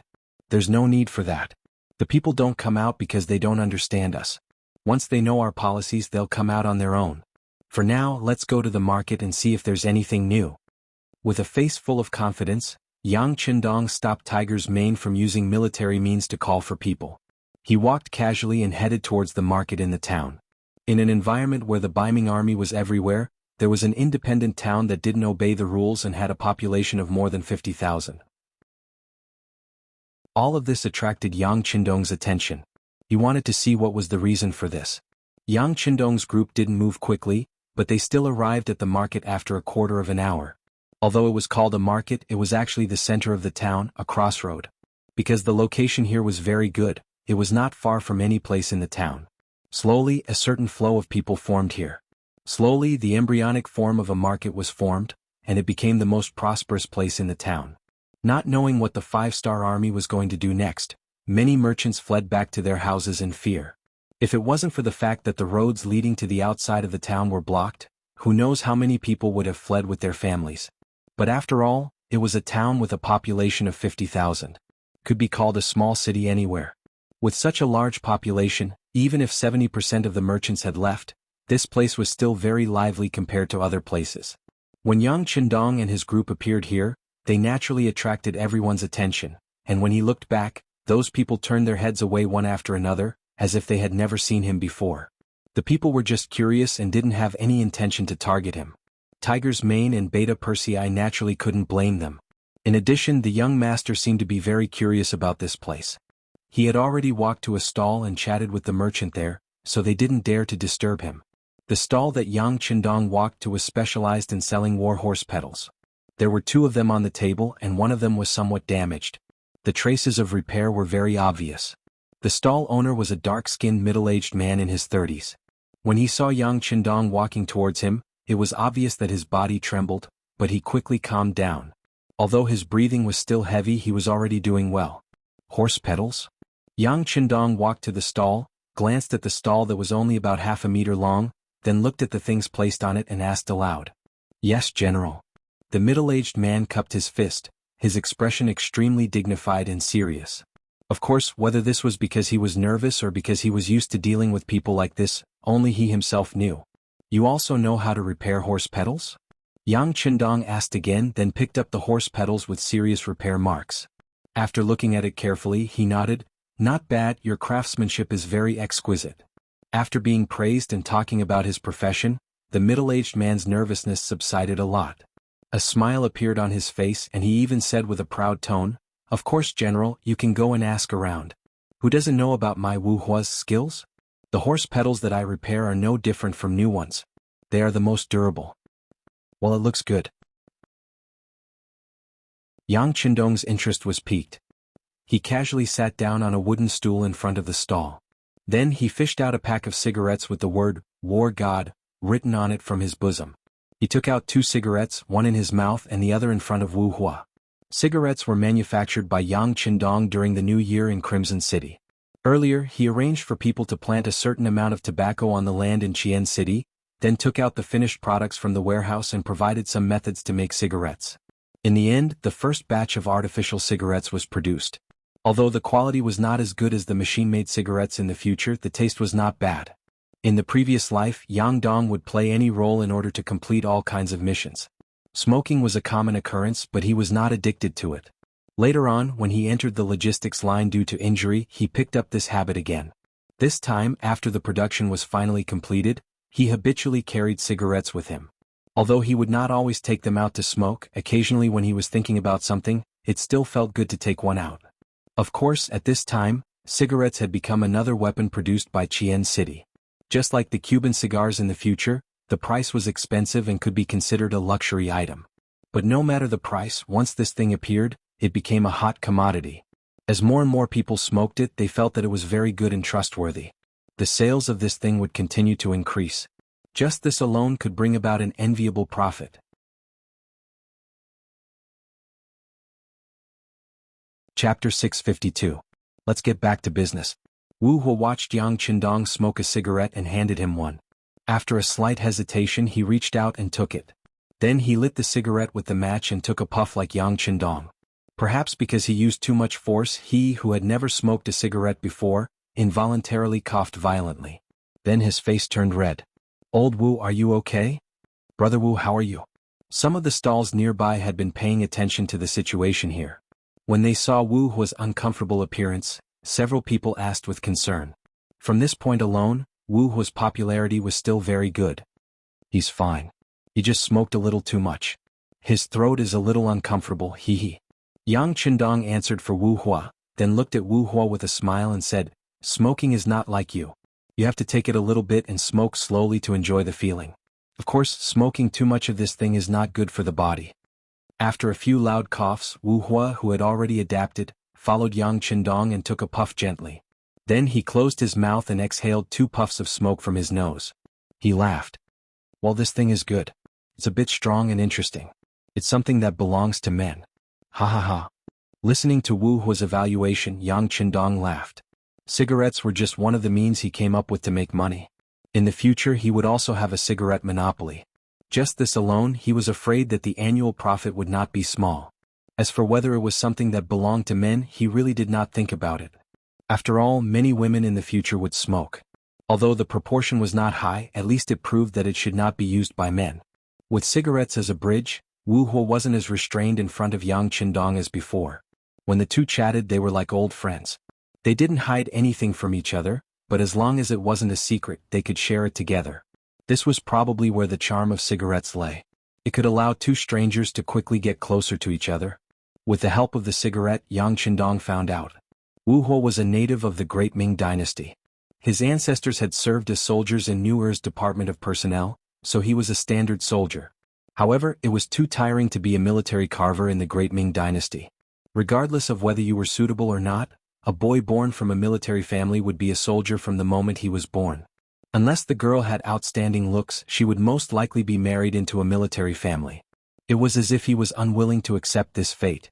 After scheming for a long time, Wu Huo's father escaped from the city guard institution and came to Narcissus town. He gave birth to Wu Huo there, and the old man was no longer alive. Wu Huo was already 32 years old and had gotten used to the life here. Oh. Did Water Immortal Town exist more than 30 years ago? Yang Qindong asked with interest.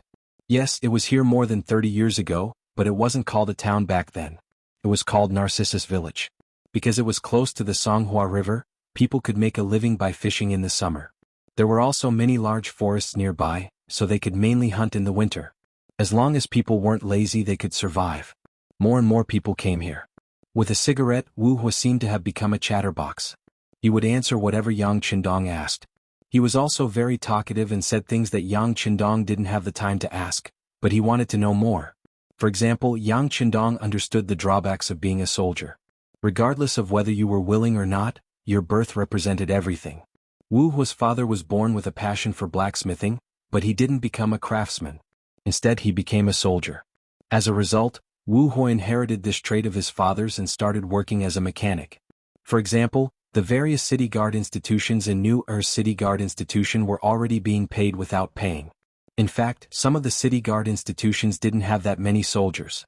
In order to get more money from the imperial court, the generals deliberately came up with this method. For example, Narcissus town was very poor. It was so poor that many people couldn't even fill their stomachs. The most common food on the table was fish soup, but people would get sick of eating it every day. Moreover, after so many years, it was impossible to fish by the river for a good harvest. One had to go deep into the river, and that required a certain level of skill. For example, there were still many young people in Narcissus town. Due to the pressure, many of them had been practicing martial arts and horsemanship since they were young. They were afraid that one day someone would threaten them. That way they wouldn't need to kill the enemy, but at least they could protect themselves. For example, after chatting with Wu Huo for more than 2 hours, some of the small merchants in the surrounding area gathered their courage and joined them. Yang Qindong had to pay the price by giving each person a cigarette. Many of the people who were curious before had their cravings. From these people, Narcissus town became more three-dimensional. Yang Qindong finally understood why a town of 50,000 people could survive the Biming army's encirclement and remain unscathed. There was only one reason: they were too poor. They were so poor that even the Biming army wouldn't come here to harvest grain. They were so poor that most of the young men who were born here couldn't find wives from other places. They were so poor that they would work for others as long as they were given some money. They were so poor that there were benefits to being poor. At least, that was how Yang Qindong saw it in his heart. Because he was poor, it was easier and more convenient to persuade some useful people to work for him. Because he was poor, he only needed to pay a small price to do a lot of things.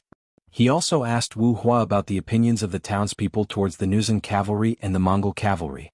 Wu Huo was in charge of speaking, and the others added on. They talked about the two cavalry units. Regardless of whether it was the Nuzan cavalry or the Mongol cavalry, they weren't really made up of Nuzan and Mongol people. Many of them were originally from Narcissus town. Because of that, they rarely bullied the townspeople because they wouldn't be supported by the cavalry. It was also because both sides had local civilians joining in that even though the Nuzan cavalry were strong, they did not really fight with the weaker Mongol cavalry. After all, the soldiers below were all their own people and many of them grew up together. If they were to let them fight amongst themselves, the effect would not be too good. Although they couldn't bully the townspeople openly, the two cavalry units had done a lot of things to oppress the townspeople in secret. For example, the salary of a cavalry unit wasn't very high, and it was only enough to fill their stomachs. For example, Wu Huo and the other small merchants who relied on their craftsmanship to make a living still had to pay taxes every year. The public explanation was that it was a protection fee that they collected to protect Narcissus Town from being bullied by the northern Ming guards and the nearby bandits. Yes, it wasn't a lot of money. However, to Wu Hua and the others who lived at the bottom of society, even a coin of money was still money. It could save their lives in a critical moment. The more Yang Qindong listened, the brighter his eyes became. From what he understood, he already had a rough plan in his heart. Once it was done, his military strength here would rise to a whole new level. Everyone talked about a lot of things, and Yang Qindong only left the market when it was almost nighttime. Out of gratitude, everyone who chatted with him today received a piece of fat meat and 5 taels of silver. That was a big piece of fat meat that weighed at least 3 caddies and 5 taels of silver. They could save it for when they went to the nearby Biming towns to buy what they needed. This made Wu Hua and the others extremely touched. However, something even more shocking happened after dinner that night. Most of the townspeople had the guts to go out for a walk because they realized that the 5-star army was easy to talk to. At least, they didn't threaten the safety of the townspeople. They didn't even say anything harsh, which made them feel more at ease. It was the 5-star army that was in charge of patrolling the streets that night. They spread the news that there would be a public trial in the town's largest square the next morning. They would judge the past of the Nuzan cavalry and the Mongol cavalry. If they were guilty of any wrongdoings, they would be judged and executed on the spot to give the townspeople justice. The news spread like a gust of wind into the ears of the townspeople who were walking on the streets. Then, through their mouths, it spread to the townspeople's homes. According to the 5-star army, they hoped that the townspeople would be able to attend the public trial tomorrow morning. Those who were wronged could seek redress on the spot, and those who weren't wronged could also go and watch the show.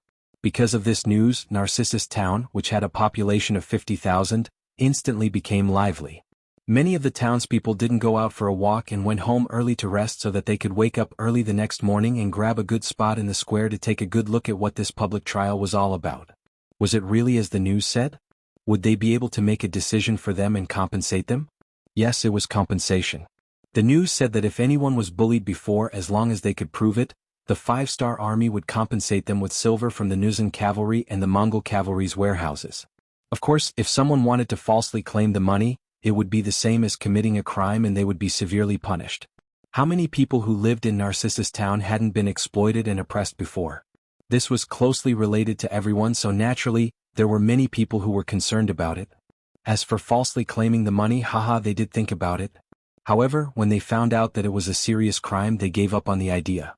The gunshots yesterday weren't firecrackers. They heard that more than 100 people died. It was murder and blood flowed like a river. Were they tired of living and greedy for this kind of money? Under all kinds of thoughts, the sun slowly rose and a new day had arrived. In the morning, many of the townspeople didn't even eat breakfast. They brought their things to the square and found a good spot to wait. The time was set at 9 in the morning. But in fact, before 8 o'clock, more than 30,000 people had gathered in the square. In this way, except for the elderly and the young children, more than 80% of the people with independent ability had come out. This could already achieve a great influence.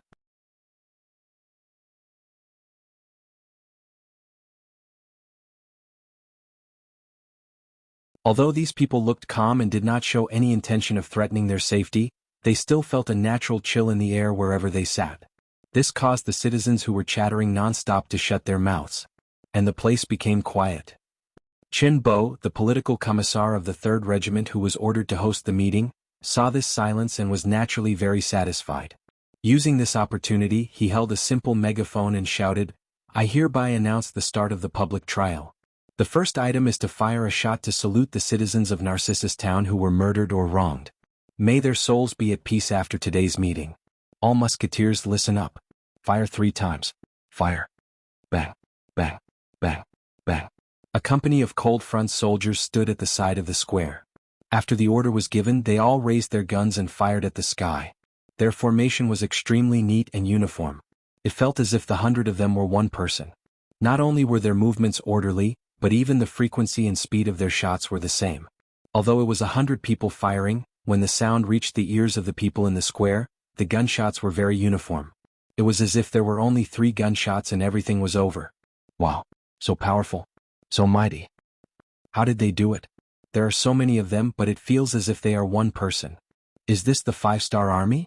No wonder the awe-inspiring Nuzan cavalry and Mongol cavalry couldn't even last one round in front of them. With this kind of army, with this kind of military discipline, how can they not win a battle? Hey, you guys still don't know. This 5-star army is very powerful.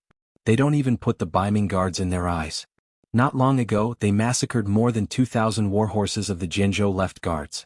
Their slogan is to create the strongest cavalry in the world. I heard that as long as one can join them, they will receive the best treatment. Not only will their salary be the highest, but they will also receive the best food. In the future, each person will even be given 2 warhorses. The people in front sighed from the bottom of their hearts. Those who spoke at the back were those who were more attentive. If someone observed carefully, they would notice that Wu Hua, who was in charge of riding in the center of the town, was among them. Not only him, but there were also some people who specialized in selling all kinds of things and had some craftsmanship. Most of them were the people who chatted with Yang Qindong for most of the afternoon with Wu Hua. It was naturally not a coincidence that they appeared here. They were ordered by Yang Qindong to bewitch the people here. Their purpose was to spread the news that the 5-star army was recruiting people. Since there were 50,000 people here who were ownerless, and there were more than 8,000 young adults here, how could Yang Qindong give up such a good opportunity to expand his strength? This was the reason why Wu Hua and the others spread the news. As for whether they received benefits from Yang Qindong, and how much they received, only they knew. Oh, what kind of treatment is it? When someone spoke, there would naturally be people who asked. Some people were curious. As a result, all kinds of questions were naturally asked in various parts of the square. After the public trial, the 5-star army will set the recruitment standards. At that time, the treatment will be explained in detail. If you want to know more, go take a look.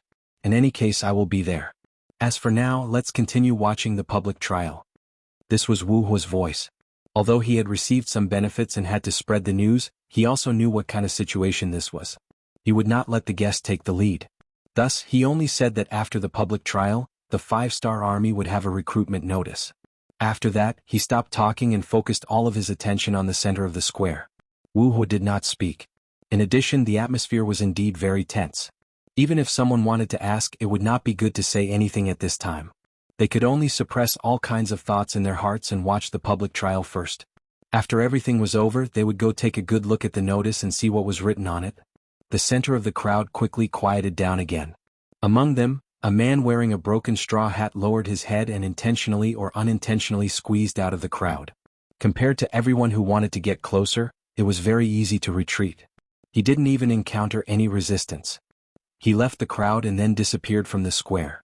His actions were not noticed by the mercenaries who were in charge of security and security. There were more than 30,000 people here. It was simply too many. It was impossible to take care of everyone. After the man left the square, he first returned to a small courtyard. After making sure that no one was paying attention to him, he entered the house and came in front of a water jar that was only filled with a little water.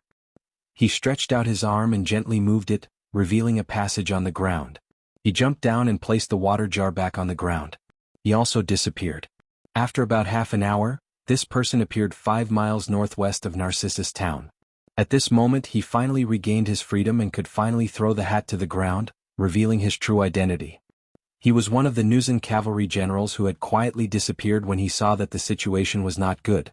When Hui Libu saw that he did not recognize the cavalry that followed General Borte, he knew that things were not going well. He left first and went into hiding. Things were just as he thought. Borte and the others were indeed in trouble. Thus, he had been hiding under the water tank at home. Occasionally when he came out at night he would move around a bit. That was how he found out about the public trial. Today he had taken the risk to appear because he wanted to take advantage of the large number of people to inquire about some things. Defeat. This was already an irrefutable fact. However, he wanted to know how they were defeated. Who were their opponents? How strong were they? In order to find out, he risked his life to come out. After hearing what Wu Hua and the others said, he was satisfied with the answer. The 5-star army dared to go against the Baiming guards and stole more than 2,000 war horses. Just based on this, they were doomed. This was something that even the Nuzan and Mongol cavalry did not dare to do. He thought that he had found out a huge piece of information. After coming out of the tunnel, he identified the direction and headed towards the Saha River northwest of Narcissus town. That was the nearest Baiming 1,000 households. He wanted to inform them of the 5-star army's actions. After this incident, Baiming would definitely not let the 5-star army off. When 2 tigers fought, one was bound to be injured. If he grasped the opportunity, it might be time for him to lead the Nuzan cavalry to rise again. Hui Libu did not leave and left quietly. At this moment, the public trial was in full swing in the largest square of Narcissus town. The first rule of the public trial was to fire the gun. It was to show off one's strength and also to pay respect to the victims. At that time, people were very superstitious. They believed that a person's soul would remain after death. Those who died unjustly would not leave unless they took revenge. Now that the gun was fired, it was equivalent to using this superstition to let the 5-star army take the rightful position.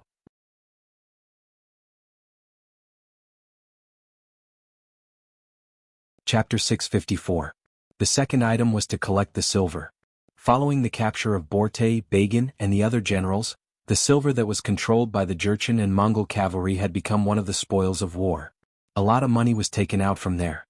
At this moment, the 5-star army brought them out and gathered them together in the square. Very quickly, a mountain of silver appeared in everyone's sight, shining with a silver light. Many people's eyes were filled with excitement. Due to Narcissus town's unique location and environment, the people here were all very poor. Sometimes they couldn't even settle their meals, let alone have any savings at home. Now that so much silver was placed in front of everyone, it would be a lie to say that no one was moved. Especially when they knew that the silver would be given to the victims as compensation, some people's eyes lit up. No matter how good the words were, no matter how good the guarantees were, it was not as convincing as a mountain of silver. For a moment, the entire square was filled with a restless mood. If it wasn't for the fact that there was a company of fully armed cold spear warriors guarding the silver mountain, who knew how many people would have rushed up and snatched the silver mountain clean. The appearance of the mountain of silver also stirred up everyone's emotions. At this moment, the public trial was proceeding as usual. The third item was to bring people to commit crimes. Borte and Hulu of the Jurchen tribe, as well as Bagan and Momu of the Mongol cavalry, were brought to the square. There was already a wooden rack with names written on it. After these people appeared, they were tied to the wooden rack according to their names. Their hands were tied and their heads drooped. Their bodies were not free at all and they did not look like generals at all. This was especially true for General Bagan. His left arm had been chopped off due to his resistance, but the bleeding had stopped. However, due to the excessive loss of blood, his face was as pale as snow. Now that he saw the scene of the public trial, he was trembling all over, trembling uncontrollably. Not only him but the other generals were not much better. Perhaps because they knew that they had bullied the good too many times and were about to receive retribution, they did not look too good. None of them dared to raise their heads as if they were afraid that they would be targeted. Only the Jurchen General Hulu and the Mongol General Taimur had their chests puffed out as they looked at the 30,000 people outside the square. They were all straightforward people who fought bravely and fiercely. They were the kind of people who didn't have too many schemes. Being able to become a general wasn't because of his eloquence or flattery. It was because he was strong enough that he was recognized by Borte and Bagan and was given a high position. Their personalities would not allow them to do anything that would harm or bully the people, so they were the most calm at this moment. But no matter what, they were generals of the two armies. Even with their high positions, they could not escape responsibility. Even though they looked calm, they were already dead. After all, according to what they knew, how many defeated generals would have a good ending? In fact, the generals were not the only ones who did not know what was going on. Even the 30,000 people who came did not know what was going on. They only thought that it was like an execution at the market. Since they were the defeated army's generals, they would definitely die. Only when political commissar Chen Bo stood up and began to read the process of the public trial did everyone know. The public trial meant that the people would judge the evildoers together. As for whether the kidnapped people were guilty or not, it would be up to the people to decide. When Chen Bo conveyed the meaning of the public trial through the loudspeaker, the square became even more lively. All along, the people were made up of the lowest class of people. Under normal circumstances, they were the people who were exploited, used, and suffered.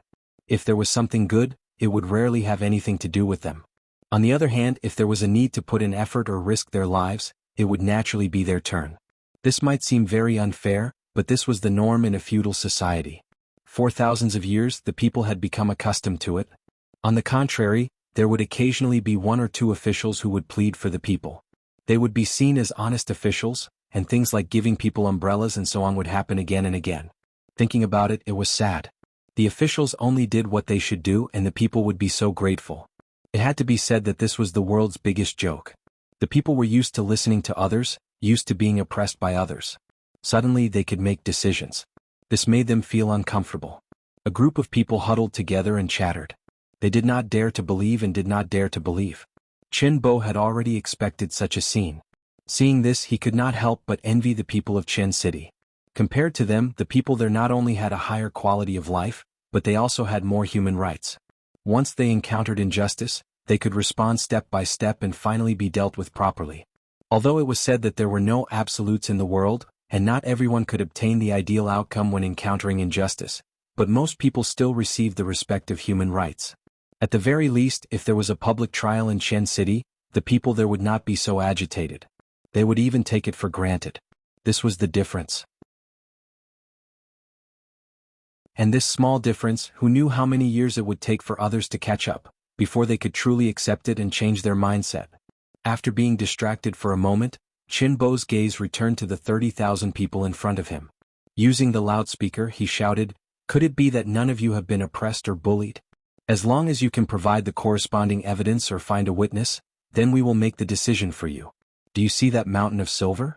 As long as what you say is the truth, the silver there will become compensation and fall into your hands. Now, I invite those who have been wronged to step forward and tell our staff about the injustice that happened to you. Believe in us, believe in yourselves, justice is in the hearts of the people." In any case, Qin Bo was the political commissar of the 3rd Regiment. During this period he had read many books and learned many things. Now that it was finally time to put it to good use, he immediately used his glib tongue and tried his best to bewitch the people with words. He firmly believed that as long as one person was persuaded and dared to step forward, there would be tens of thousands of people who would step forward. In reality, there was no need for Qin Bo to say too much. Wu Hua and the others had already stepped forward. They were a step ahead of everyone else and knew what was going on with this public trial. Under the circumstances where they had communicated beforehand, they walked out of the crowd and walked over to the row of mercenaries who had set up the tables at the side of the plaza. "I want to report. I'm talking about the Jurchen Borte. My family has an ancestral jade pendant. It was accidentally seen by him and was forcibly taken away. That pendant should still be on his waist now. I want to report that the Mongolian Bagan once took a fancy to my horse and only offered 5 taels of silver. I refused and was beaten up by him. Now that horse is still in the Mongolian camp stable. I want to report that Borte had bad intentions towards my wife. One time when I was out hunting he did something inhumane. In order to protect her chastity, my wife bit her tongue and died on the spot. I didn't dare to tell anyone about my return, but this matter has been in my heart for many years. If I don't take revenge, I really don't have the face to see my wife in the afterlife. Now, I want the 5-star army to make a decision for me. Everyone in the neighborhood knows about this matter. Please make a decision for me. I want to report." With the first person to step forward as an example, more and more people took the initiative to step forward. They each spoke of the various grievances they had suffered, each with evidence or witnesses. Every time someone came forward to report, the mercenaries would constantly record it on paper. The auxiliary soldiers who followed them would immediately investigate and try to get to the bottom of the matter. For example, the jade pendant was indeed found on Borte's body, so it naturally had to be returned to its rightful owner. The horse with the same characteristics was also found in the stable and returned to its rightful owner. As for the deceased wife, she couldn't be found, so they took out 20 taels of silver from the silver mountain. Although the amount wasn't much, it was enough to build a new grave and even hang a chastity memorial arch. As more and more people came forward to report, the crimes of Borte, Bagan, and the others were reported to the world one by one. More and more people came forward to report. On the other hand, Hulu and Temu were rarely prosecuted. Although there were some people who came forward to say that the two of them had done something wrong, there was insufficient evidence after investigation. There was even one who was clearly falsely accusing them and wanted to take the opportunity to gain benefits. After being investigated, the commoner was severely warned by the mercenaries. When the forest was big, there were all kinds of birds. Although the commoners were at the bottom of the social ladder, there were still some who wanted to use this opportunity to make a fortune. Yang Chendong had already thought of this. Once such people were discovered, it was natural for him to give them a warning. If it wasn't for the fact that these people weren't under his rule, they would have been punished for their actions. The public hearing went smoothly. Most of the commoners who came forward to sue had evidence and reason. Plus, the incident happened in Narcissus Town, so the investigation wasn't too complicated. Even so, it still took them 3 days to finish listening to all the pleadings of the citizens. This was because there were more than 100 staff members in charge of reception and 4 battalions of auxiliary soldiers working together. Otherwise, it would have taken even longer.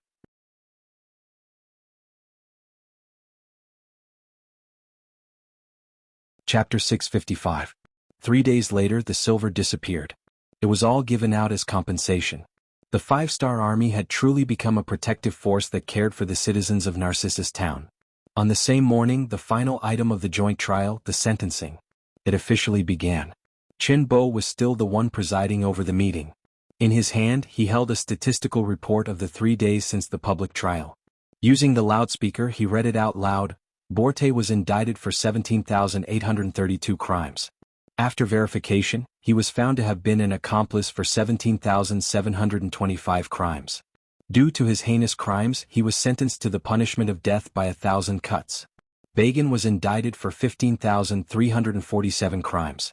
After verification, he was found to have been an accomplice for 14,628 crimes.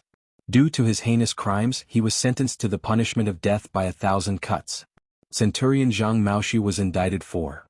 The loud and clear voice kept ringing in the air above the square. The people whose names were called had a look of despair on their faces.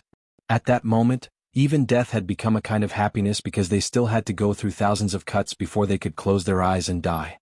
As the crimes were read out, the first cry was heard in the square. Then more and more cries were heard. These were the spontaneous cries of the people who had suffered, and been wronged. Originally, they thought that they would never be able to get justice for the injustice that happened to them. However, the 5-star army came and helped them solve everything. At this moment, in their hearts, the 5-star army was like their parents who had given them a new lease of life. At this moment, they were probably willing to do anything that was asked of them. Of course, not all generals were sentenced to death. For example, Hu Lu and Tai Mucheng were special cases. The only reason they were sentenced to death was because they had beaten and scolded the soldiers under them. It was also because they expected better from the soldiers, so it wasn't considered a crime at all. Even though Yang Qindong didn't advocate corporal punishment, there were still some recruits who liked it. It was useless to reason with such people. Sometimes, the effect of a kick was better than 1,000 words of warning and education. Therefore, even in Yang Xie's army, as long as it wasn't targeted and the veterans didn't make things difficult for the new recruits, the higher-ups would tacitly approve of some corporal punishment. Of course, the prerequisite was that the person couldn't be crippled. If that was the case, all the officers involved would be implicated. It was precisely because Hu Lu and Tai Mu'er didn't commit any serious mistakes that they, as defeated generals, were only given 3 lashes each. This was the same as overlooking the fact that they had beaten the soldiers. Of course, these 3 whips also meant that they had severed all ties with the past. It meant that from today onwards, they were no longer part of the Jurchens and Mongol cavalry. Instead, they were part of the mercenaries. At this moment, Yang Qindong was meeting the 2 of them in a large hall to talk about this matter. Over the past 3 to 4 days, although the 2 generals would be tied up and sent to the square early in the morning, they still understood what the mercenaries were like. This was a quality that a general must have, which was to be good at observation. It was precisely because of what they saw and observed that they admired the mercenaries from the bottom of their hearts. In their opinion, if their side had achieved such a great victory, it would have been impossible for them to enter Narcissus Town without disturbing or bullying the citizens. Not to mention, over the past 3 to 4 days, not only did the mercenaries not harm a single civilian, they even went into the homes of the civilians after training to chop firewood, fetch water, and do other things within their capabilities. This kind of army had never appeared since ancient times. It was precisely because of this that they quickly won the hearts of the people of Narcissus Town. As a result, many people were thinking that it would be best if the 5-star army stayed here forever and never left. Being personally received by Yang Qindong already proved the value of the 2 generals. Originally, the 2 of them didn't like some of Borte's and Bagan's methods. Now that the 2 of them were still being tortured in the square, death was inevitable and there would be a painful process. So, where should the 2 of them go from here? Yang Qindong's appearance expressed his intention to recruit them. With sincerity, the 2 generals only hesitated for a moment before kneeling down and calling him the 6th young master. This meant that from this moment onwards, they had completely joined the mercenaries' camp. Whether it was Hu Lu or Tai Mu'er, they were both quite strong. However, they were only not bad. It would be a lie to say that they were military geniuses. The reason why Yang Qindong was willing to come was because of their understanding of the local situation and their role as role models among the Jurchens and Mongol cavalry. This time they had captured 7,000 captives. Among them, there were 3,500 Jurchens and 2,500 Mongol cavalry. These were all people who dealt with war horses all year round. These soldiers only needed a little training before they could go on the battlefield. Naturally, the more such soldiers the better.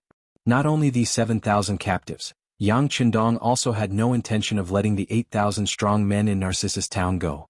If possible, of course, he wanted to recruit them as subordinates. The more the better. Before doing this, he wanted to ask for Hu Lu and Taimu Er's opinion. After all, they were the local bullies. They should understand the situation better than he did. This was also the main reason why Yang Qindong wanted to meet the two of them. Both Hu Lu and Taimu Er naturally wanted to perform well and leave a good impression on their commander. At that moment, the two of them spoke one after another. From the two of them, Yang Qindong learned about the situation between the Jurchens and the Mongol army. For example, the Jurchens were divided into two types, the Jurchens and the matured Jurchens. Under normal circumstances, the matured Jurchens were more inclined towards the Han people because they had lived with them for many years. The Jurchens, on the other hand, were more fond of war and conquest. This was why the Jurchens were mostly the Jurchens who ruled. For example, Borte was one of the representatives of the Jurchens. In Narcissus town it was the exact opposite. There were more matured Jurchens. If it wasn't for the harsh living conditions, most of them wouldn't have joined the army and would have lived a simple life like the Han people. This was Hu Lu's analysis as a member of the Jurchens. Next, the Mongol general Taimu Er talked about Mongolia. Mongolia was just a general term. After the fall of northern Yuan in 1402, Mongolia was divided into many tribes. Later on, it gradually formed into three major tribes according to the area they lived in. The Mongols who lived in the Inner Mongolia Autonomous Region and the three northeastern provinces were called the Southern Desert Mongols, or the Horkan tribe. The Mongols who lived in present-day Mongolia were called the Northern Desert Mongols, or the Khalkha tribe. The Mongols who lived in Xinjiang, Qinghai, and Gansu were called the Western Desert Mongols, or the Oirat tribe. Between the three major tribes there were many smaller tribes. They would often have disputes over territory and interests, which led to all kinds of wars. In short, there was only one word to describe it: chaos. Often, two small tribes that had a good relationship with each other yesterday might suddenly start fighting against each other today after they had just reached an alliance. For example, Bagan was once the son of a small tribe's chief. Because his tribe was annexed by others, he had no choice but to bring some of his remaining soldiers to Narcissus town and develop there. Previously, Borte had been worried that if he touched Bagan, the Mongolian cavalry would retaliate. That was simply impossible. He was just scaring himself. Or rather, Bagan was a person who knew how to take advantage of the situation. Whether it was Hu Lu's or Taimu Er's words, it was consistent with the investigation report sent by the Security Bureau. This proved that the two of them had no intention of playing tricks with him.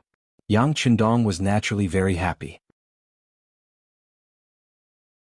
He blurted out, "Based on your opinions, if I wanted to recruit and expand my army here, how many people would be willing to join the 5-star army?"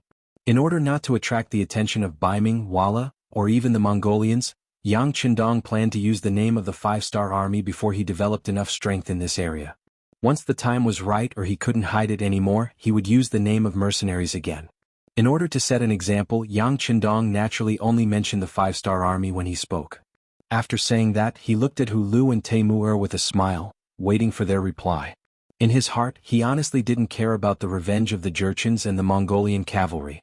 He would just deal with whatever came his way. Other than the fact that he didn't have enough military strength, he was already ahead of other armies in all other aspects. What was there to be afraid of? No problem. Facing this question, Hu Lu and Taimu Er didn't hesitate at all. They were even a little excited when they answered the question. Although it was true that they had decided to join the 5-star army, and with their bravery, it shouldn't be a problem for them to become an officer. However, if they could recruit more captives and civilians from Narcissus town and let them join the army, it would be more beneficial for them to quickly establish their prestige since they were already familiar with each other. After all, everyone was familiar with each other. If they wanted to achieve the goal of taking care of each other, who would look for strangers when there were people they were familiar with? Haha, good. Yang Qindong nodded in satisfaction. He could see through Hu Lu and Taimu Er's thoughts, but he didn't care. As long as these thoughts didn't affect the overall situation, he would allow them to exist. Since that's the case, I'll have to trouble the two of you to cooperate with Commander Wu Sheng, Political Commissar Qin Bo, and Commander Zhui Feng in recruiting soldiers.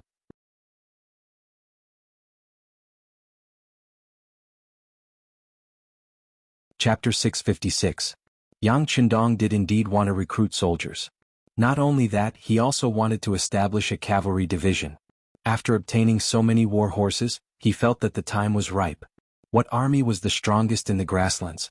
Naturally, it would be the cavalry. He naturally wanted to cooperate and establish a powerful cavalry force. The cavalry division would be temporarily held by Wu Sheng and Qin Bo would be the political commissar. The Windchaser Cavalry Regiment also needed to be expanded.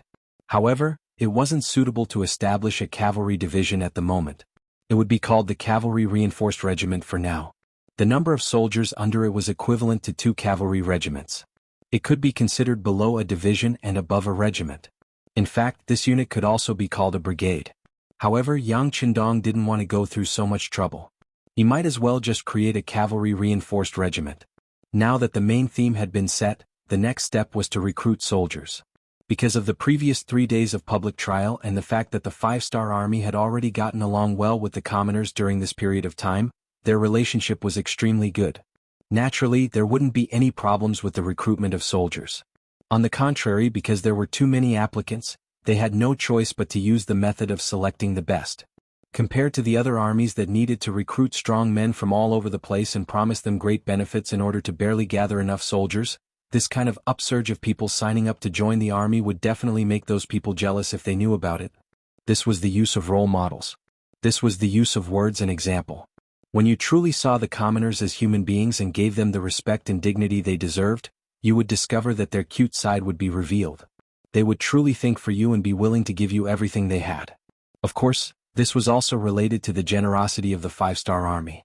Compared to the recruitment of the Nuzan and Mongol cavalry, the monthly salary was only 2 taels of silver and 5 kilograms of meat. Later on, the Mongol army purposely increased the salary to 5 taels of silver and 20 kilograms of meat. The 5-star army directly gave out 10 taels of silver. Once they proved that their fighting ability had reached the first rank, the salary would be increased to 15 taels of silver. This was equivalent to 5 times the original salary. The treatment was good and they could obtain respect. In addition, the 5-star army had just gotten justice for everyone. This caused the craze of people signing up to join the army to become extraordinarily lively. Out of the 7,000 cavalrymen who were captured, 6,500 of them were willing to join the 5-star army. Out of the 8,000 strong men in Narcissus Town, 7,500 of them signed up. That was to say, as long as Yang Qindong was willing to accept all of them, the number of new soldiers would increase by 14,000. Based on the calculation of 400 soldiers per battalion, there would be an additional 35 battalions. If it were any other army or force, they would definitely be very happy. However, in Yang Qindong's eyes, he did not have the intention to take over all of them. What he wanted were elite soldiers who could fight, and not an ordinary army that was just there to make up the numbers. Luo Po's 2nd Cold Front Regiment remained in Laos and Vietnam, preparing to expand into 2nd Cold Front Regiment. Based on this foundation, Yang Qindong made preparations to expand Wu Sheng's 3rd Regiment into a cavalry division. There would be 3 regiments under his command, and each regiment would be expanded from the original 4 battalions to 5 battalions. The 5th battalion would be the preparatory battalion. In this way, the number of people in a regiment would be 1,600. 3 regiments plus a division of 400 men. In total there were about 5,200 men. Other than the cavalry division, there was also a need to build a reinforced cavalry regiment. Zhui Feng and Lu Zhuo would be the commanders of the 1st and 2nd regiments. Since it was a reinforced regiment, the organization of the regiment naturally had to be strengthened as well. A battalion would be divided into 6 companies, so 3 battalions would be a total of 1,800 people. Including the 2 companies directly under the regiment, a reinforced regiment would have a total of 2,000 people. 2 reinforced regiments would have 4,000 people. The original 6 auxiliary battalions would become an independent regiment with a total of 2,400 people. For the time being, Yang Qindong would personally lead it, and Tiger's Mane would be the regiment commander. In this way, 1 cavalry division had 5,200 people, 2 cavalry regiments had a total of 4,000 people, and 1 auxiliary soldier had a total of 2,400 people. In total, there were about 11,600 people. This was already not a small force and not a weak force. In order to fulfill this condition, he would need to recruit 6,600 people. This meant that out of the 14,000 people who signed up, he would only accept 6,600 new recruits. This meant that he would have to eliminate more than half of the people. When the news came out, the middle-aged and middle-aged men of Narcissus Town were stunned. Then all of them worked hard to perform well and fight for the chance to join the 5-star army. Although the 5-star army was different from other armies, and they even rejected people who signed up, didn't this mean that they were strong? An army that accepted all kinds of people might seem to have a lot of people, but when it came to war, they wouldn't be as strong and powerful as they looked. On the other hand, the 5-star army was the true representative of strength. One must know that not everyone was like them, who dared to say no to the middle-aged men who wanted to join the army. The order was given by Yang Qindong, so naturally no one would object. Next was the conscription test. The examiners would set the questions, which were horsemanship test, horsemanship battle, and strength on land. Everyone wanted to perform well. After all, if they could join the 5-star army, not only would it be a chance to prove themselves, but it would also give them an enviable monthly salary. There would be face and benefits, so naturally everyone would fight to the death. Sacha River City. Sacha River was only a small town next to the Songhua River. However, due to its special geographical location, there was still a Baiming Qianhu. Qianhu Wei's surname was Yila. He was a standard Nuzan tribe member and belonged to the Nuzan branch. At this moment, Yila was receiving Hui Libu, who escaped from Narcissus Town, in his Qianhu residence. Everyone was a Nuzan and belonged to the Nuzan branch, so naturally they kept in contact. Hui Libu would even come to Sacha River to deliver gifts under General Borte's orders during the holidays. However, this time he came alone. He didn't even ride a horse. Yila was very curious about Hui Libu's sudden arrival and his down-and-out appearance. However, when he heard about what happened in Narcissus Town, Yila couldn't help but frown. After some time he asked in a very serious tone, "You said that the 5-star army stole 2,000 war horses from the Jian province left guard. Is that true? I know you want to return to Narcissus Town for revenge, but please remember that some things can't be said carelessly. Not only will you lose your head, but you will also implicate the Nuzan people in the army." "General Yi, I can vouch for this with my head. The 5-star army was the one who stole the Jian province left guard. This is no secret in Narcissus Town." She puffed out her chest and raised her head. She didn't have the slightest intention of backing down. She patted her chest and made a promise. He stared at Hui Libu seriously, but the latter's gaze was still as resolute as ever. Finally Yila let out a long sigh. "All right, if what you said is true, then this is equivalent to making a great contribution to Northern Ming. I will immediately report this matter to the higher-ups. Once the 5-star army is eliminated, the territory of Narcissus Town will be yours." "Thank you, General." Hui Libu's face was filled with joy and excitement. He didn't forget to make a promise. "Don't worry, General. Once I take control of Narcissus Town, the previous rules won't change. I still have to rely on your help." The so-called rules naturally referred to the filial piety during festivals. However, Yila didn't care about that at this moment. He was thinking about how to use this matter to raise his status in the new Ergon Dusi region and how to expand his power. Female Jinren, especially Xingnu Jinren, were naturally good at fighting. The generals of Baiming had already seen this. Therefore, more and more female Zenrens were being promoted. Some became Baihu, some became Vice Jinhu, and Yila became a Major Qianhu. It seemed that a Major Qianhu would have a bright future. However, only he knew how difficult it was for a female Jinren to squeeze into the group of people with the highest authority. To do this, not only did he need the support of nobles, but he also needed enough military achievements. The appearance of the 5-star army seemed to give him an opportunity. If possible, perhaps he could use this matter to help him reach a higher position. It was no wonder that Yila thought this way. In history, more than 100 years ago, Nurhasai, who was born in the Jian province left guard commander's family, used the 13 sets of armor left behind by his ancestors to start his journey of establishing a country and becoming a Khan. This person's ancestor was once a high-ranking official in the Ming army. It could be said that Yi La's idea was correct. Unfortunately, this time he was going to face the mercenaries, and the mercenaries personally led by Yang Qindong, which would be destined to be a futile effort. Of course, he didn't know this at the moment. After receiving the uncertain information, he immediately informed the nearby guard stations, especially the Jian province left guard, who immediately sent out scouts to inform them. Not only that, Yila also contacted the vice-jinhu of the Taining Guard, Lu Dai, who was closer to him. This person was also a female Jinren. He wanted to go to Narcissus Town with this person. If there was a chance, they would take down the 5-star army in one fell swoop. If not, they would join forces with the Jian province left guard to attack the 5-star army. As the scouts rode out of the city, the southwest area of the new Urgan metropolis became lively. A large net that covered and targeted the 5-star army slowly unfolded. Some people said that the new Urgan metropolis was a recruitment organization sent out by the Liaodong metropolis. This organization's mission was to recruit the female Jinren tribe. Whether or not there was a metropolis didn't affect the Ming dynasty's control over the various guard stations.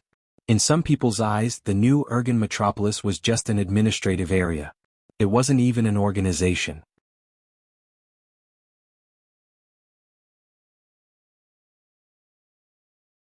Chapter 657. Was that right? Yes and no. Yes, that was because history had indeed developed this way. However, with the appearance of Yang Qindong, history had already deviated from its original path. Baiming's emperor Zhu Qiu had only limited his influence to the north. This gave him more energy to control the new Urgan Dusi region. Ever since Zhu Qiu started doing this, not only did Baiming's control over this place become stronger, but the garrison here was no longer useless. The number of soldiers had also increased by a lot. This made this place Baiming's recruitment warehouse. If there was a war with the southern Ming Empire one day, there would be an endless stream of soldiers being sent to the front lines. However, such a conscription warehouse was actually tricked by someone else. It was imaginable how furious the generals of the various guard posts would be when they heard this news. This was no longer riding on a tiger's head, but riding on a tiger's head and shitting on it. This was intolerable. Yella also saw through this, so when he spread the news, a huge net had been set up to target the 5-star army. A huge war was unavoidable.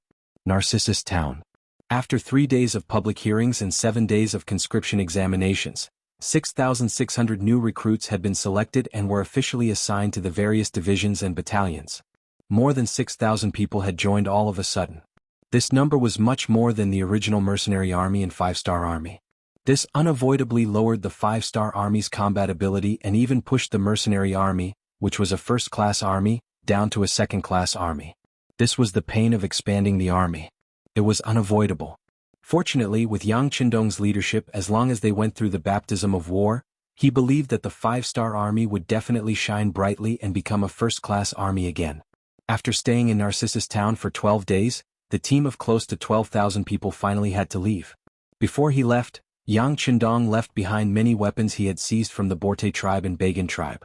According to him, there were close to 8,000 young adults and 50,000 civilians in Narcissus Town. They belonged here and had the right to defend their rights, so he left these weapons for them to use in forming their own army. Yang Qindong believed that with weapons in Narcissus Town, no one would take the initiative to bully them as long as they were united against external threats.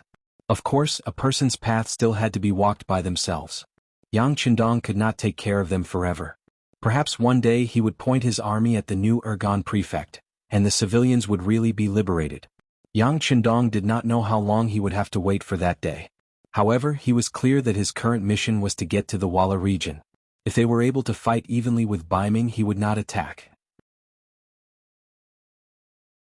Instead, he would head northeast to test the strength of the Mongolian cavalry. If possible, he would go north to the Golden Horde. That was also ruled by the Mongolians and would be the Russian region in the future. As a country that spanned across the Eurasian continent, Russia had yet to rise. It had already lived under the rule of the Mongols for more than 200 years. In history, the Golden Horde was in a period of decline. Taking advantage of this opportunity to occupy this place and prevent the unborn Russia from ever appearing again was one of the main reasons he brought his army here. Of course, before doing this, he had to balance the military strength of northern Ming and Vala. Only when they were balanced and kept each other in check would he be able to free himself to deal with the Mongolian issue. Otherwise, he was afraid that he would have to make a move on the stronger side. After all, no matter if it was Walla or Baiming, Yang Qindong did not want either of them to become stronger. With a goal in mind, they followed the military plan and headed west to the Walla region after leaving Narcissus Town. Compared to before they entered Narcissus Town, the 5-star army was a lot stronger. When they walked on the main road, they looked a lot more majestic. It was obviously difficult for such an army to hide their tracks, so they were quickly targeted by the Baiming cavalry from Saha River City and Taining City. This time, Chiliarch Yella personally led 300 cavalry from the Saha River Guards. Along with him were 300 cavalrymen from Peaceful City, led by Vice Chenhu Lu Dai. A total of 600 cavalry followed behind the 5-star army. If they were slow, they would be slow. If they were fast, they would be fast too. It was obvious that they could not beat them, but they would definitely bite them to death. The news of the sudden appearance of Baiming cavalry was immediately sent to Yang Qindong, who was on his white dragon horse. Reconnaissance Battalion Commander Su Yunxing, who was also riding on a horse, came to Yang Qindong's side. Thanks to the expansion of the army, he had filled up another battalion and returned to his position as battalion commander. 6th Young Master, we have already asked around. The ones following us are Baiming cavalry from the Saha River Guards in Taining City. They have a total of 600 cavalry. Oh right, the 2 Kiliarchies leading the troops are called Yella and Lu Dai. They are both Nuzan. I heard from the captives that they are very good at fighting, Su Yunxing said excitedly. Although both Yila and Lu Dai were very careful, if they wanted to follow the 5-star army, they would have to send out scouts to follow them. Just 2 hours ago, Su Yunxing had used the 95 style to injure 2 enemy scouts on horseback. From their mouths, he had hurriedly rushed over to report the situation to them. 600 cavalry? Nuzan generals. Yang Qindong's lips twitched into a smile. Looks like news of what happened in Narcissus Town has already spread. They should already know that we were the ones who stole over 2,000 war horses from Jian Province, Northern Guard and Northern Guard. Su Yunxing was originally feeling smug about getting some information about the enemy, but after hearing Yang Qindong's analysis, he was naturally confused. 6th Young Master, that shouldn't be. We did everything cleanly from the beginning to the end. Although many people in Narcissus Town know about this, we just left. The news shouldn't have spread so quickly, right? Nothing is absolute. Who knows if there are other channels in Narcissus Town that can spread the news to the outside world? Yang Qindong shook his head.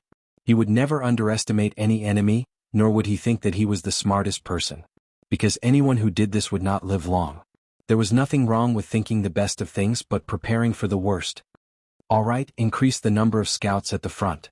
If I'm not wrong, there should be people waiting for us at the Liao River area in front of us.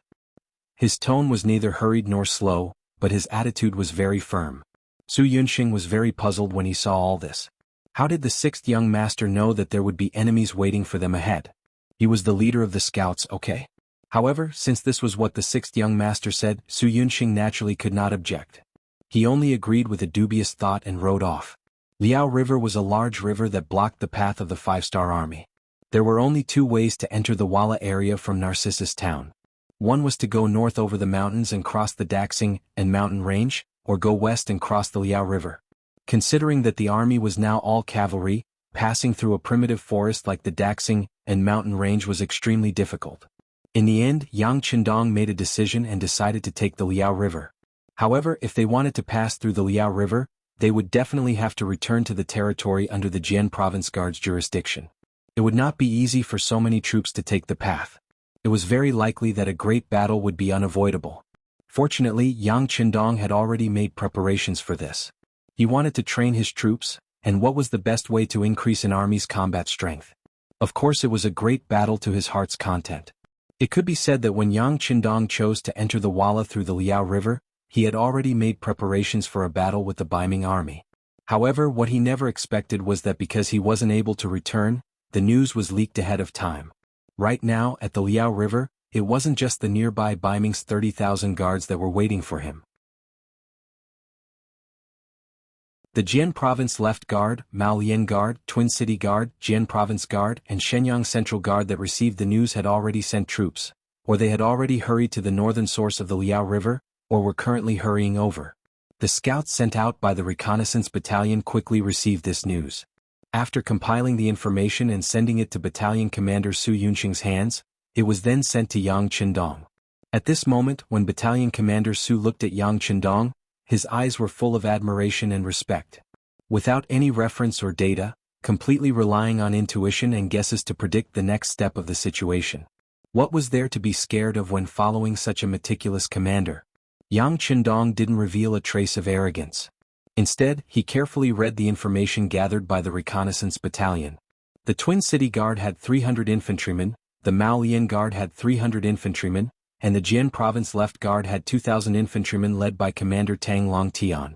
In addition, the Jian province guard had 2,000 cavalrymen and 1,000 infantrymen led by Commander Sun Hong. The Shenyang Central Guard had 2,000 cavalrymen and 1,000 infantrymen led by Commander Zhu Dehai. In addition to the Liao River Guard and the Saka River Guard and Taining Guard that were following behind, there were around 5,000 cavalrymen and 5,000 infantrymen. This was a total of 10,000 enemies.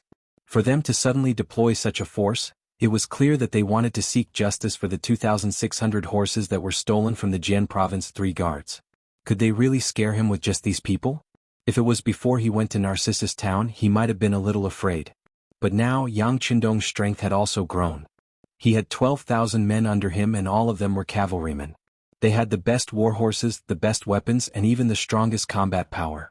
Even with the addition of nearly 7,000 men, Yang Qindong could still confidently say that the mercenary army was still a first-class army. With the addition of powerful war horses, they could completely overcome the weakness of having a large number of new recruits.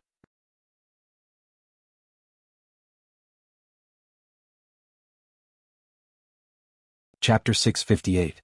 On the other hand, although these northern Ming guards had been established for quite some time, they were limited by their environment and had not experienced any great battles.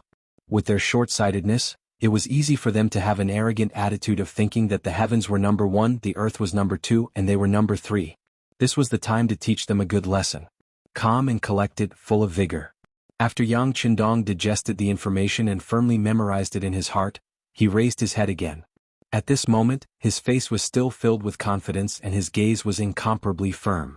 Pass down the order, summon all the regiments and regimental commanders for a meeting. As they marched, Yang Qindong met with Wu Sheng and the other regimental commanders to confirm that they would not change their route. They had made the final decision to fight the Baiming guards head-on. What was worth mentioning was that Yang Qindong's troops were not without other options. For example, they could turn back now. Instead of going through the Liao River, they could go through the Dexing and mountain range. Although the path would not be easy to traverse, they could completely avoid the northern Ming guards. However, no one had expressed this intention since the beginning of the meeting. It was as if this choice did not exist. In the eyes of these regimental commanders, they only had one thought, and that was to kill, kill, and kill again. After deciding to fight the Baiming guards head-on, the next step was to mobilize the troops before the battle. In order to maximize the strength of the Jurchens and Mongolians who had just joined, Yang Qindong said that for every enemy they killed, every enemy's nose would be awarded 1 point and 10 taels of silver. In ancient times, there were many ways to record one's achievements. The most common way was to cut off the enemy's head to prove one's achievement. It was fine if one only killed 1 or 2 enemies, but if there were too many, one's entire body would be covered in heads. It would affect one's strength and it would still look too bloody. Yang Qindong suggested that the beheading should be changed to cutting off the nose, also known as cutting off the nose in ancient times. Once a person's nose was cut off, it was likely that not many people could continue to live. The so-called achievement was based on 100 points. Those who had more than 100 points were qualified to become an auxiliary soldier. Those who had more than 1,000 points were qualified to join the Cold Front. This was also Yang Qindong's tolerance towards the Jurchens and the Mongol cavalry. If it were any other alien race, no matter how great their contributions were, they would not be qualified to test Lung Feng. On the other hand, these two ethnic groups were heavily influenced by Han culture. If they were good material, he would not be stingy in polishing them. The rewards were passed down by the division commanders. When they found out that they could get 10 taels of silver for every enemy they killed, the Jurchens and Mongols as well as the Han riders who had just joined the water ferry town, were all excited. The reason why they were willing to leave their hometown with the 5-star army was because they had a good impression of the army, but more importantly, they wanted to use this platform to show their worth. What was value? Earning more military merits and earning more taels of silver was the most direct manifestation of this. For a moment they were all rubbing their fists. Whenever they had time, they would take out the whetstones they brought with them to sharpen the sabers in their hands even brighter and faster. The newcomers wanted to perform well and fight for the top prize. As veterans, Lung Feng and the auxiliary soldiers would not give in either. Over the past few days, although the cavalrymen from Narcissus Town looked at them with a hint of respect, it could be seen that the respect was due to envy and respect for the continuous fire guns in their hands. As for the combat power of the horses, it seemed like they were being looked down upon. This was something that the proud Lung Feng soldiers could not accept. What was the Lung Feng? It represented the strongest existence, the proudest existence. Once they appeared, they would become the focus of attention. How could they allow others to look down on them? This was a form of blasphemy to their identity. How could they make others respect them? Of course, they had to perform well on the battlefield. Therefore, after the mobilization before the battle, Lung Feng and the auxiliary soldiers had been training non-stop apart from sleeping and traveling. Getting on the horse, getting off the horse, slashing, increasing speed, dodging and other movements were all trained tirelessly. Unknowingly, their strength improved bit by bit and became stronger.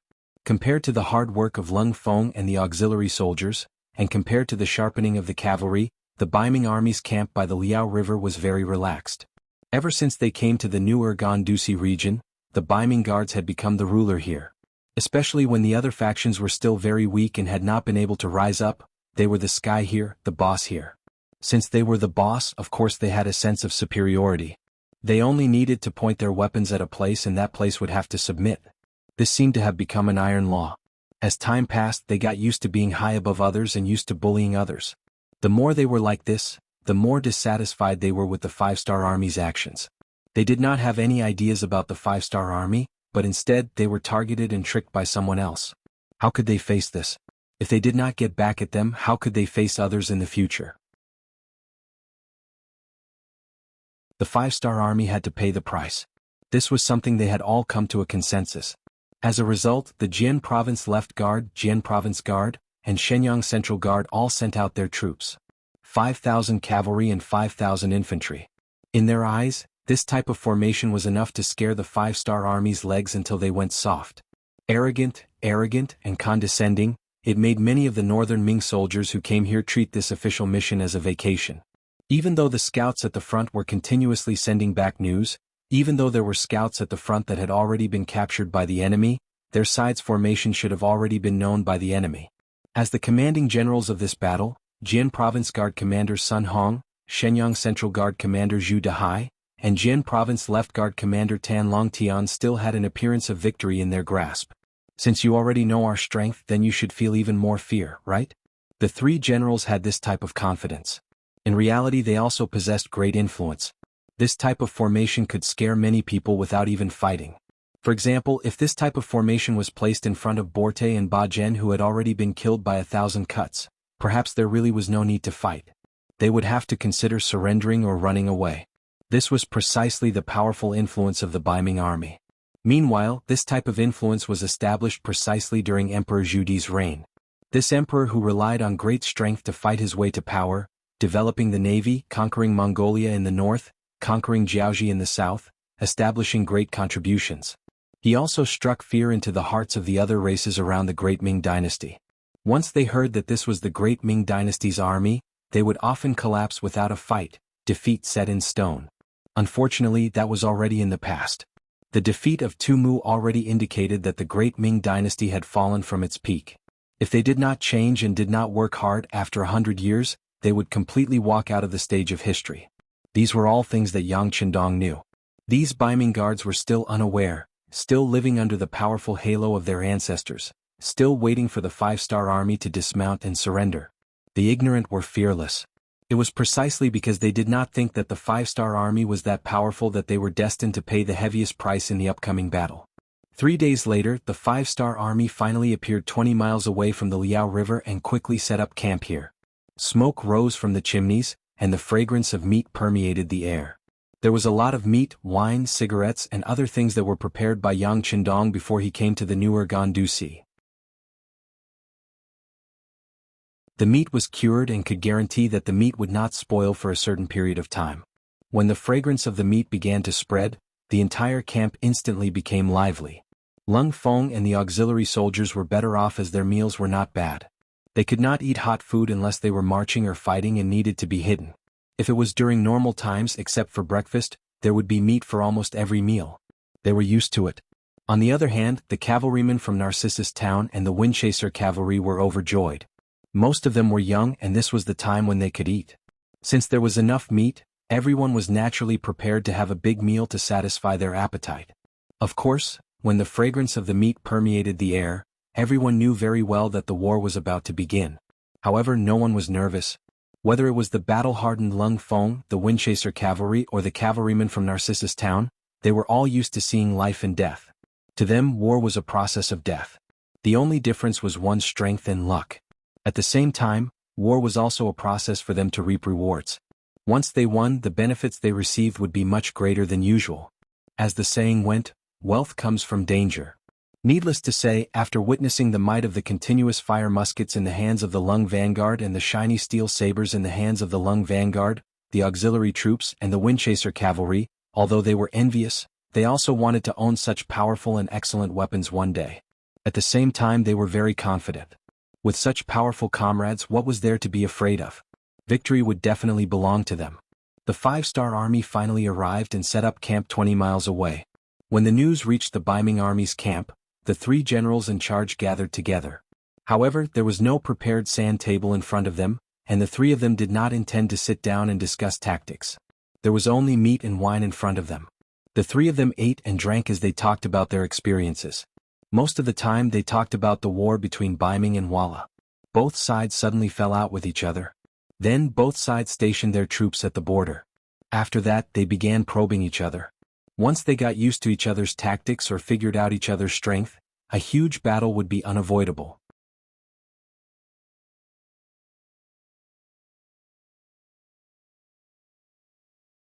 Chapter 659. As part of the Beiming army, the 3 generals weren't nobodies. Today they were talking about the war over there. Who knew when they would be transferred to the front lines? Therefore, the 3 of them were talking about the situation over there. They ignored the 5-star army that had arrived in front of them.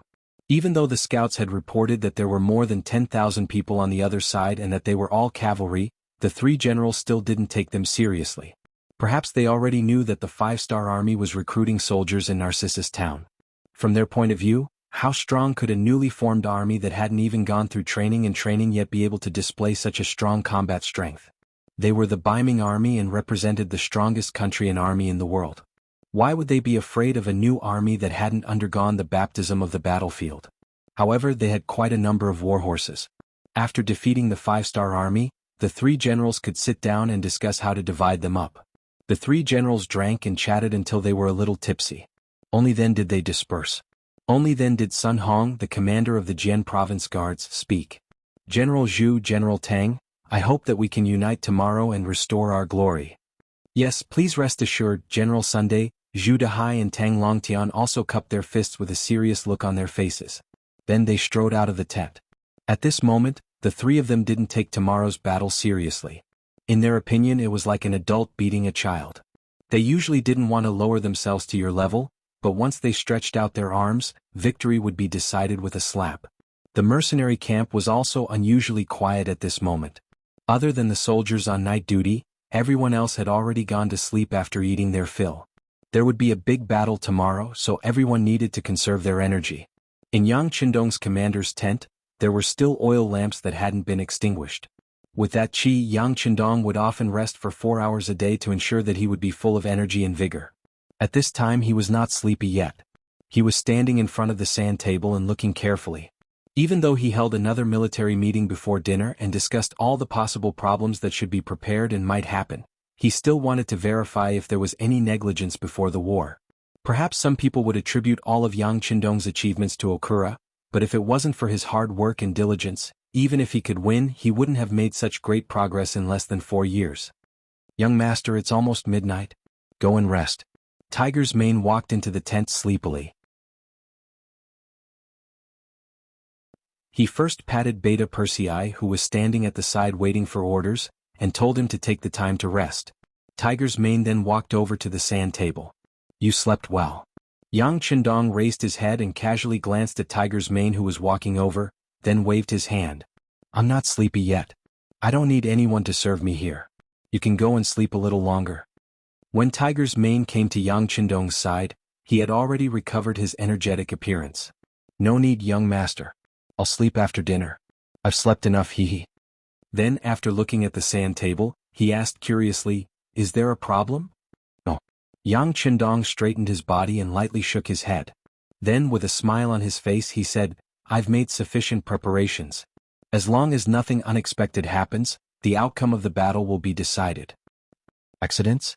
It doesn't seem to rain tomorrow, right? Tiger's Mane said casually. After following Yang Qindong for so long, he already knew that weather changes could sometimes become an important factor to affect the battle. But when he walked out of his tent just now, he saw the sky full of stars.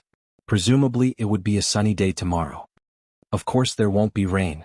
Yang Qindong continued to smile, and a confident light appeared at the corner of his mouth. Not only will there be no rain, it should be a sunny day tomorrow. How about this? You go and inform the soldiers to wake up later tomorrow morning. Let them sleep for 2 more hours. No, 3 hours will do. Yes. Tiger's Mane was stunned at first. He didn't understand why he had to wake up so late. But since it was the 6th young master's order, he would of course do his best to carry it out.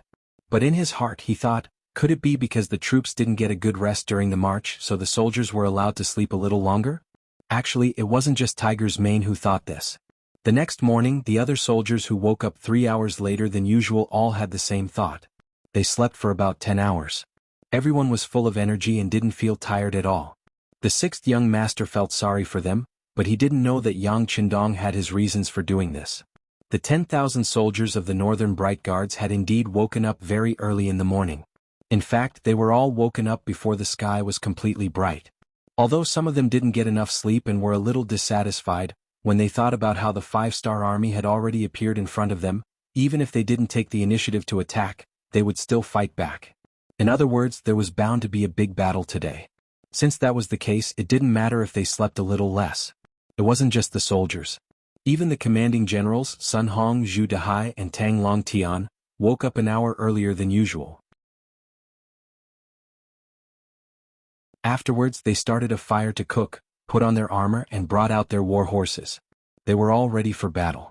The sky gradually brightened and the sun began to rise. Under the cloudless sky, it indicated that today would be a sunny day. Hee, the weather is good, but I don't know if the 5-star army's mood is good too.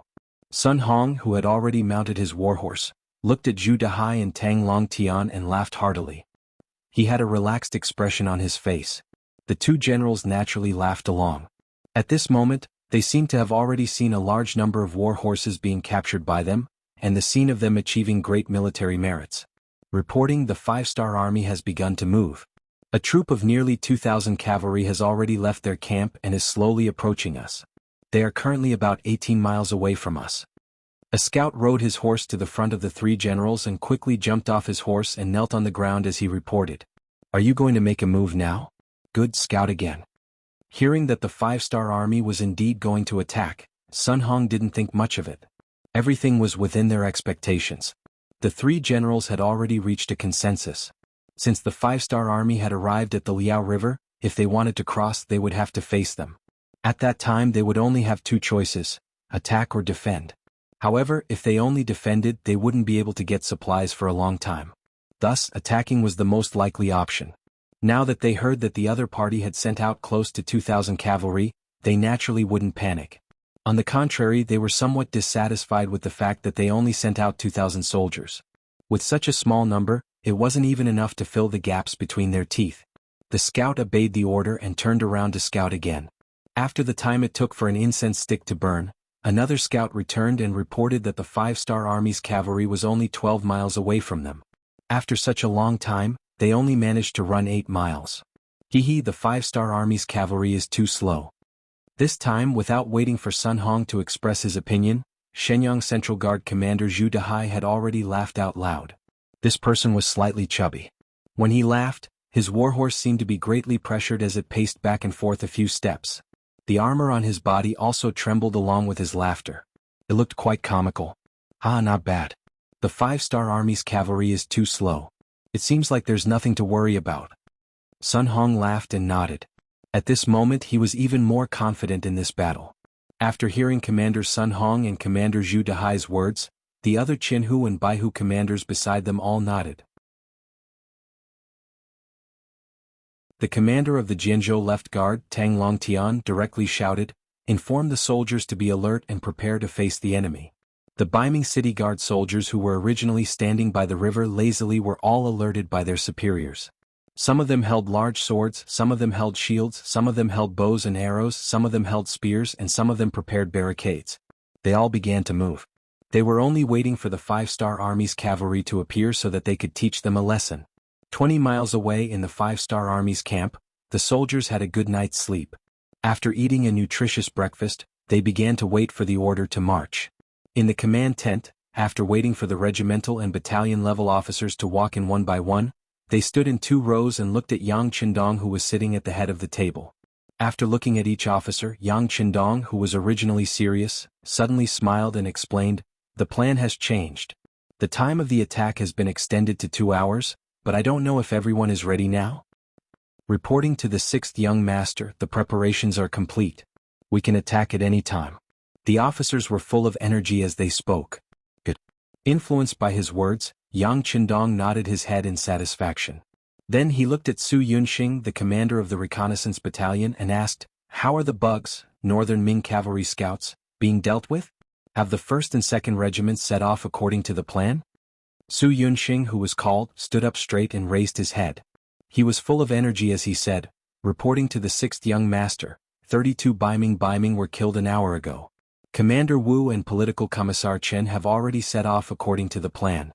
They should arrive at the designated location in 2 hours and launch the attack. Beautiful. Yang Qindong snapped his fingers and looked at Su Yunxing. "The reconnaissance battalion did a good job. After this mission is completed, you will be the first to receive the credit. Now I have another mission for you. You can take care of the 600 cavalry soldiers that are tailing us."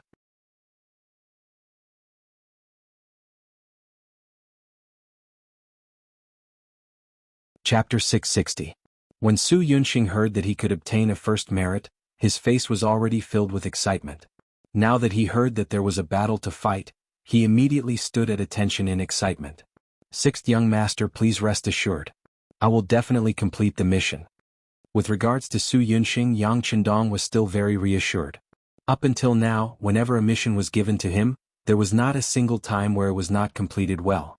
Knowing that the Baiming cavalry behind him would not cause any trouble, his gaze once again fell on Zhui Feng and Lu Zhua.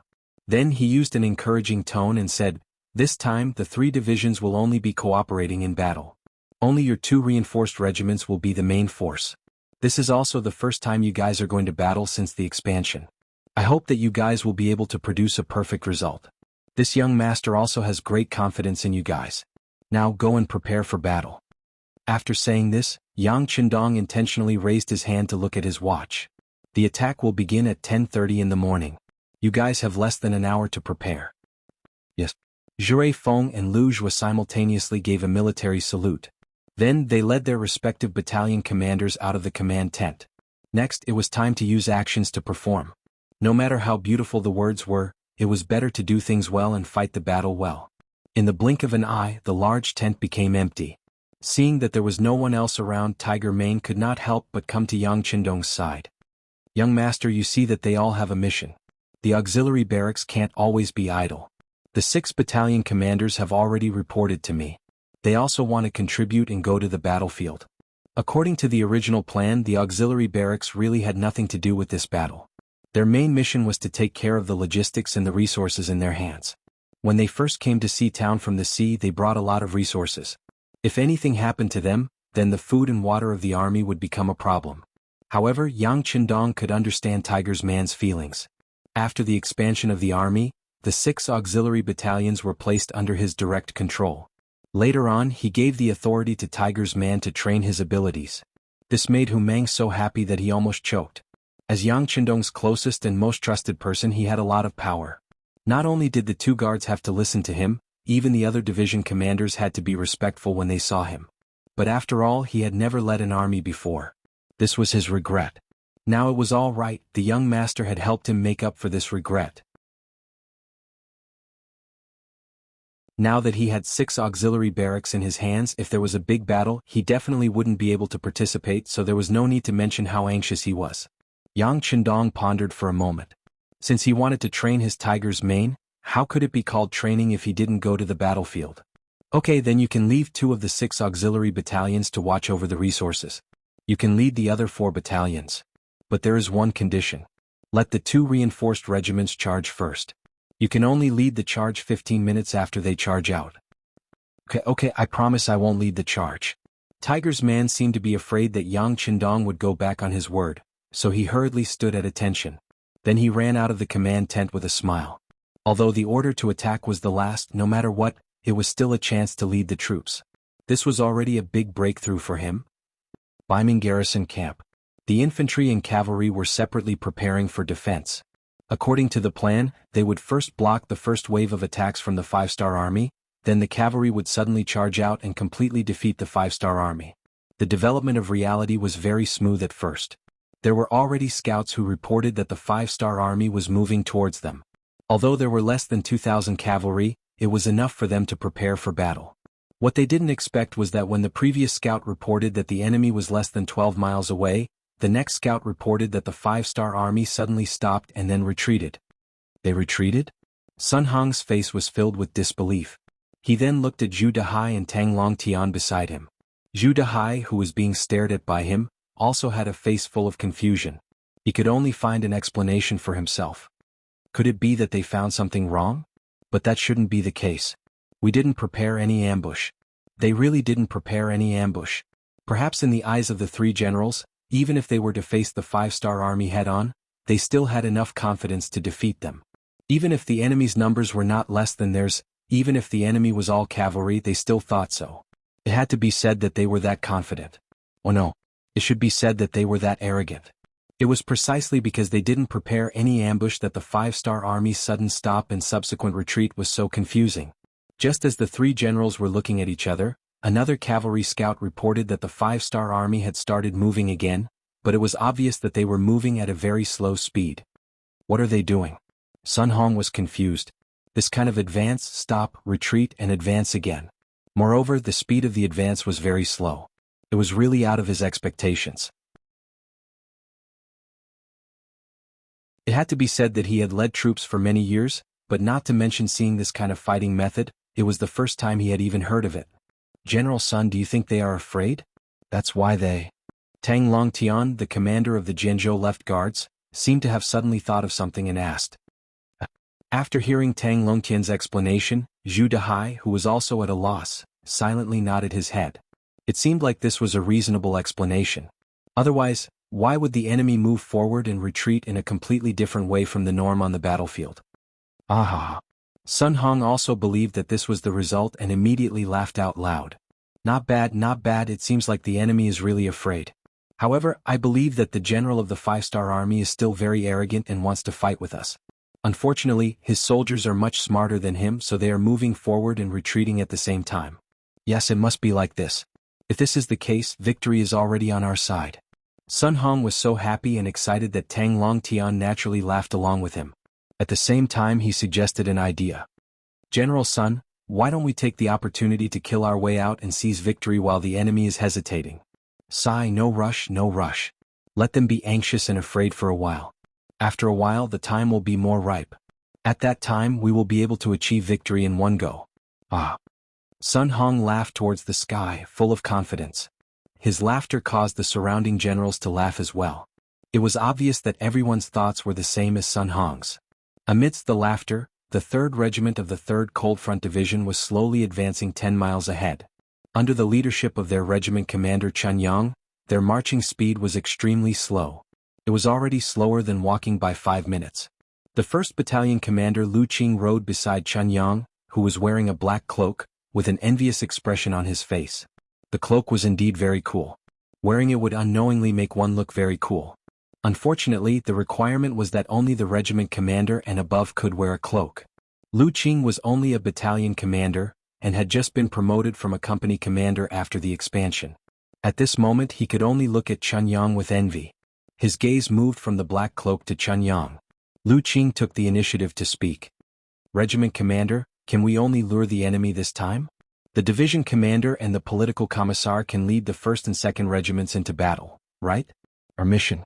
Lu Qing stopped halfway through his sentence. However, Chun Yang knew what he wanted to say. He turned his head to look at him and spoke in an extremely calm tone. We are in charge of luring the enemy. This is the military order of the 6th young master.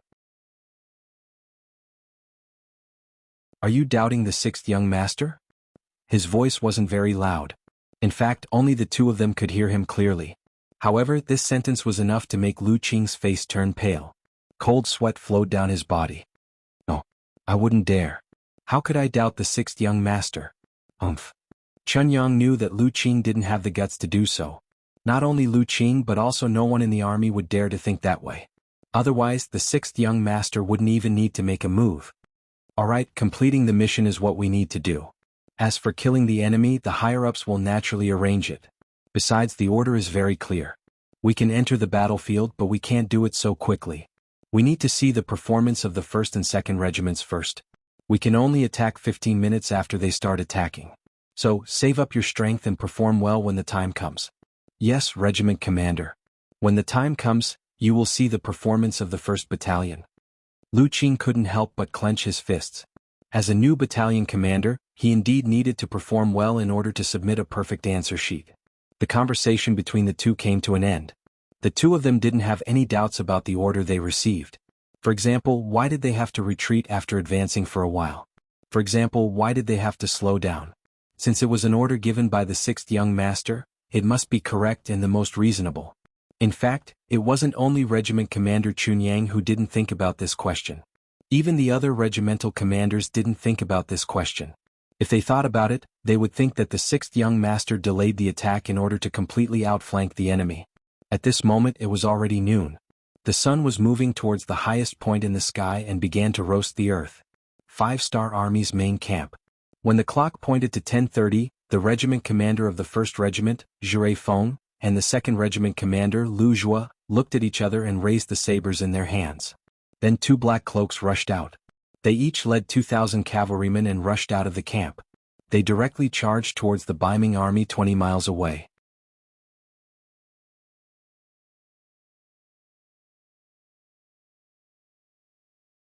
Chapter 661. While the 2 reinforced regiments were moving out, there were 2 groups of cavalry slowly approaching from the north and south of the Liao River. The ones leading them were the 3 RD Division's commander Wu Sheng and the division's political commissar Qin Bo. As division commanders, the color of their cloaks had already turned pure white, making them look much more handsome and valiant when they wore them. They had also become the symbol of the army.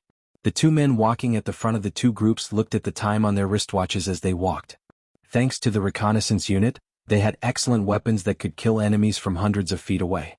This allowed them to kill Baiming scouts early on. Even when the 2 cavalry regiments arrived at the Liao River from the north and south, sealing off Baiming's left and right paths of retreat, the enemy still didn't notice. At this point, the first step of the mission was completed. The next step was to wait. When the 1st and 2nd reinforced regiments suddenly appeared, they would seize the opportunity to attack Baiming's army from the flanks. They would break through their defenses and cause chaos in their ranks. This would help the 1st and 2nd reinforced regiments gain control of the battle and obtain the final victory. In short, this time they would play the supporting role and help the 1st and 2nd reinforced regiments complete the final attack. From this order alone, it could be seen that Yang Qindong had put a lot of thought into the 1st and 2nd reinforced regiments. In order to increase their combat strength, he actually made the entire 3rd Division play the role of supporting troops. The time for the final attack was getting closer and closer. Wu Sheng led the 1st Regiment to the north, while Qin Bo led the 2nd Regiment to the south. They had completely surrounded the Baiming army. Right at this moment, the ground began to tremble. The experienced cavalry knew that this was caused by a large group of cavalry approaching. At the front of the battlefield, Zhui Feng and Lu Zhua each led a reinforced regiment and rushed over.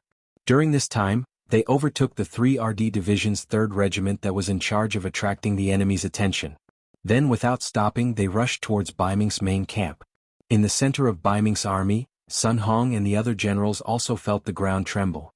The scouts in charge of gathering information also returned and reported that there were at least 4,000 to 5,000 5-star army cavalry rapidly approaching them. A great battle was on the verge of breaking out. It was inevitable. Sun Honggan sat on the horse without any panic. All of this was part of his plan. After all, in a battle between 2 armies, there would always be one side that would charge first. General Zhu, when the battle starts, please lead 2,000 infantrymen to attack the enemy from the left. This general will lead 2,000 cavalrymen to attack the enemy from the right. I'll have to trouble General Tang to take charge of the middle corps. Are you all okay with that? Sun Hong glanced left and right before his gaze landed on Generals Zhu Dehai and Tang Longtian. Even though Sun Hong's position was the highest among them, the commander of the Jian Province Guards, a major third-rank existence, while the other two were minor third-rank and major fourth-rank military officials, both of them far inferior to him. But after all, they were not from the same institution. They could choose to listen to his arrangements, or they could choose to act on their own. This was the reason why he was so polite. Understood. Fortunately, before the great battle, the three of them had already sat down together to discuss tactics. They agreed that Sun Hong would be the leader, so now there naturally wouldn't be any problems. They cupped their fists and agreed. Very good. Then have the infantrymen make preparations to intercept the war horses. We have to stop them no matter what. Let these cavalrymen know just how insignificant their strength is when facing our Baiming's army, just how small their strength is, and just how small their strength is. Meanwhile, with only one person blocking their first wave of attacks, the other side are all new recruits, so their morale will definitely take a hit. They won't be far from becoming a defeated army. Sun Hong's face was full of high spirits. This time they couldn't head to the front lines to fight Walla to the death, so they would just display their skills by the Liao River. After Sun Hong's voice fell, General Tang Longtian, who was in charge of commanding the infantrymen, immediately pulled out his sword and pointed it to the sky. He shouted loudly, "So infantrymen, listen to my orders and prepare for battle." A deafening sound began to ring out continuously. 1,000 shield-wielding soldiers with iron shields gathered in the center of the battlefield. From afar, they looked like a black flood of steel, forming an iron wall, blocking the path of the Five-Star Army's cavalrymen. In front of this black iron wall, there were 1,000 Baiming soldiers setting up stakes and other objects. Behind the black iron wall, 1,000 archers also stood in rows, holding strong bows in their hands and carrying quivers of arrows on their backs. They looked like they were ready to draw their bows and shoot at any time to attack the Five-Star Army's cavalrymen. On both sides of the black iron wall, there were northern Ming soldiers armed with large sabers and long spears. Their mission was to charge forward like a dog that had seen a bone once an enemy fell off their horse and cut them into pieces in the shortest time possible. This was the formation used by Baiming infantrymen against cavalrymen. It was imitating the formation of the Southern Dynasty's founding emperor, Liu Yu. In the past, when facing the powerful Northern Wei cavalrymen, Liu Yu had 700 soldiers go ashore and the Yanhe River tribe set up hundreds of chariots to defend against the cavalrymen's charge. The two ends of the chariot formation were curved like a crescent moon. This was the formation that people loved to talk about. Because they didn't have chariots, the Baiming soldiers used stakes and shields to replace them. Although the effect might not be as good, as long as they could block the first charge of the Five-Star Army cavalry, they would be in a stalemate. The cavalry led by General Sun Hong and General Zhu Dehai would then surround them from both sides. In the end, they would ambush the enemy cavalry from all sides and kill them. It could be said that the Baiming soldiers had made sufficient preparations this time. They looked like they wanted to hold back the Five-Star Army. If the cavalrymen weren't prepared, once they entered the formation, it would be very difficult for them to escape. However, the problem was that the Five-Star Army's cavalrymen weren't prepared. The Baiming Army's formation had already been set up. Sun Hong and Zhu Dehai each led 2,000 cavalrymen to surround the enemy from both sides. The vanguard of the Five-Star Army's cavalrymen could be seen with the naked eye. They were constantly approaching the center of the battlefield and were getting closer and closer to the Baiming Army's archers. Kill. Kill with me. Xue Feng took the lead. Just like his name, he became the vanguard of the charge. Even the 2nd Regiment's commander, Lu Zhua, was at least 200 meters away from him. Archers, get ready. Tang Longtian, who was in the middle of the formation, saw the enemy cavalrymen getting closer and closer. When they were about to enter the archers' shooting range, he raised his right arm and looked like he was ready to fire at any moment. The 1,000 northern Ming archers also quickly drew their bows and aimed at the front. Once the order was given, they would release the arrows in their hands and kill the enemy. The atmosphere on the battlefield had become extremely tense. As the Five-Star Army's cavalrymen got closer and closer, the atmosphere became even more tense. It was like a taut bowstring that could break at any moment. This is the time. Blow the bugle call. Wu Sheng, who had already moved to the north and south sides of the Baiming army, used his binoculars to see all the movements on the battlefield. When he saw that the battle was about to begin, he gave the order to charge to the 5 officers who had been waiting for a long time. Beep beep beep beep beep. The loud bugle call suddenly sounded and broke the silence between heaven and earth. Then the bugle call sounded and 3,000 cavalrymen suddenly charged into the battlefield from the north and south. They came to the sides and the back of the Baiming army. The sudden change caused Tang Longtian, who was in the middle of the formation, to turn around and look. When he saw that there were actually countless enemy cavalry appearing, he first said, "Not good," and then ordered his deputy beside him, Wang Tong of the 30,000 guards, to lead the remaining 300 cavalry to charge out and stop the cavalry of the 5-star corps that suddenly appeared behind them. General Sun Hong, who was riding on a horse to surround the 5-star army's cavalrymen, was also shocked by the huge formation behind him. He had a feeling of uneasiness just now. He kept thinking that something was wrong, but he couldn't figure it out. Now he finally understood. It turned out that he didn't receive any information from the scouts on both sides. He didn't even see them. It turned out that they were killed by the 5-star army. How did they do it? Those who could become scouts were smart and agile. It was understandable that 1 or 2 of them were killed. He sent out a total of 32 scouts on both sides. Why didn't any of them come back to report? A big question mark appeared in his heart. However, it wasn't the time to think about these things. What he needed to do now was to win in the chaos. Since there were already enemy cavalrymen behind him, even if he went back now, he wouldn't be able to avoid losses. He might as well go according to his original plan and kill them. As long as he could heavily injure or eliminate the 5-star army's cavalrymen, he would be able to retreat and deal with the enemy behind him. Originally, he wanted to wait for the enemy to enter the infantry formation. He wanted to wait until both sides were in a stalemate before making his move. But now it seemed that he couldn't wait anymore. Since that was the case, he could only attack first. Sun Hong quickly made a decision. The 2,000 cavalrymen who were originally moving slowly started to move under his command. They suddenly accelerated and charged towards the 5-star army's cavalrymen. But just as they rushed forward, an even bigger problem appeared. Strong rays of sunlight shone into their eyes, causing them to close their eyes involuntarily. They couldn't even see what was happening in front of them. How could they fight this battle? Sun Hong was also unable to see the situation in front of him because of the strong sunlight. He couldn't help but think in his heart, could it be that even the heavens want to take care of the 5-star army? How could he have known that Yang Qindong intentionally launched his attack 4 hours later? The effect was finally revealed. It was noon, so the side facing the sunlight would naturally suffer a great loss. This was also the reason why the cavalrymen of the 3 divisions would sometimes advance and sometimes retreat. They wanted to drag out the time until the sun was high up in the sky. When the sunlight was absolutely effective, they would launch their attack. In a situation where even the weather was taken into consideration, Sun Hong's charge naturally caused a huge problem. It was equivalent to announcing the outcome of the battle, and even the death penalty for some people.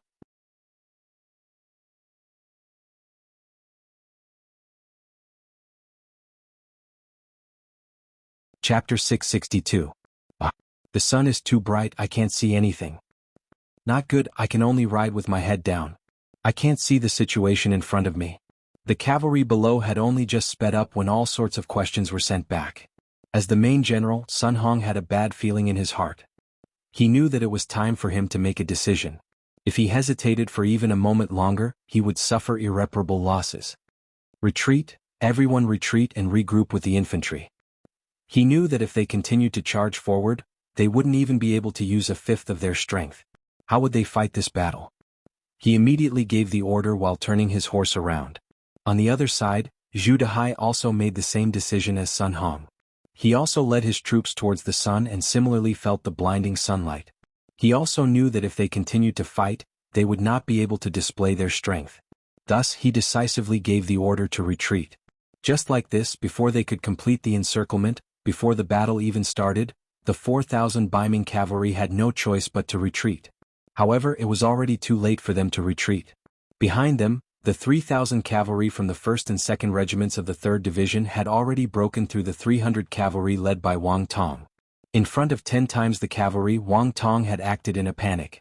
After a single charge, Wang Tong was cut down on his horse by Wu Sheng, who was wielding a steel saber.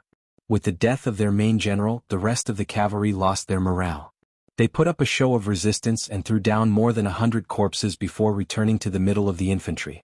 Behind these 100 over northern Ming Dynasty cavalrymen, there were over 3,000 cavalrymen from the 5-star army. They urged their horses to chase after the northern Ming Dynasty cavalrymen while shouting loudly. From time to time they would shoot arrows with the bows in their hands. Without any morale, the 100 or so Baiming cavalry didn't even have the strength to fight back. After throwing down more than half of the corpses, less than 80 of them made it back to the middle of the army. Before they could even gain a foothold, Wu Sheng and Qin Bo had already led the 1st and 2nd regiments to kill their way behind them. Every time they raised their sabers, they would reap the life of an enemy soldier. At the front, Windchaser had already led a company of cavalry as the vanguard to kill Baiming's infantry.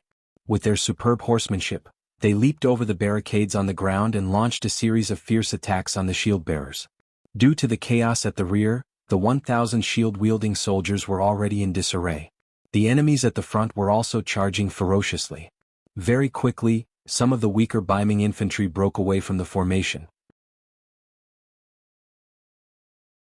Every time this happened, they would be faced with the fall of a sharp saber, or the result of a person's head flying off with a raise of a saber.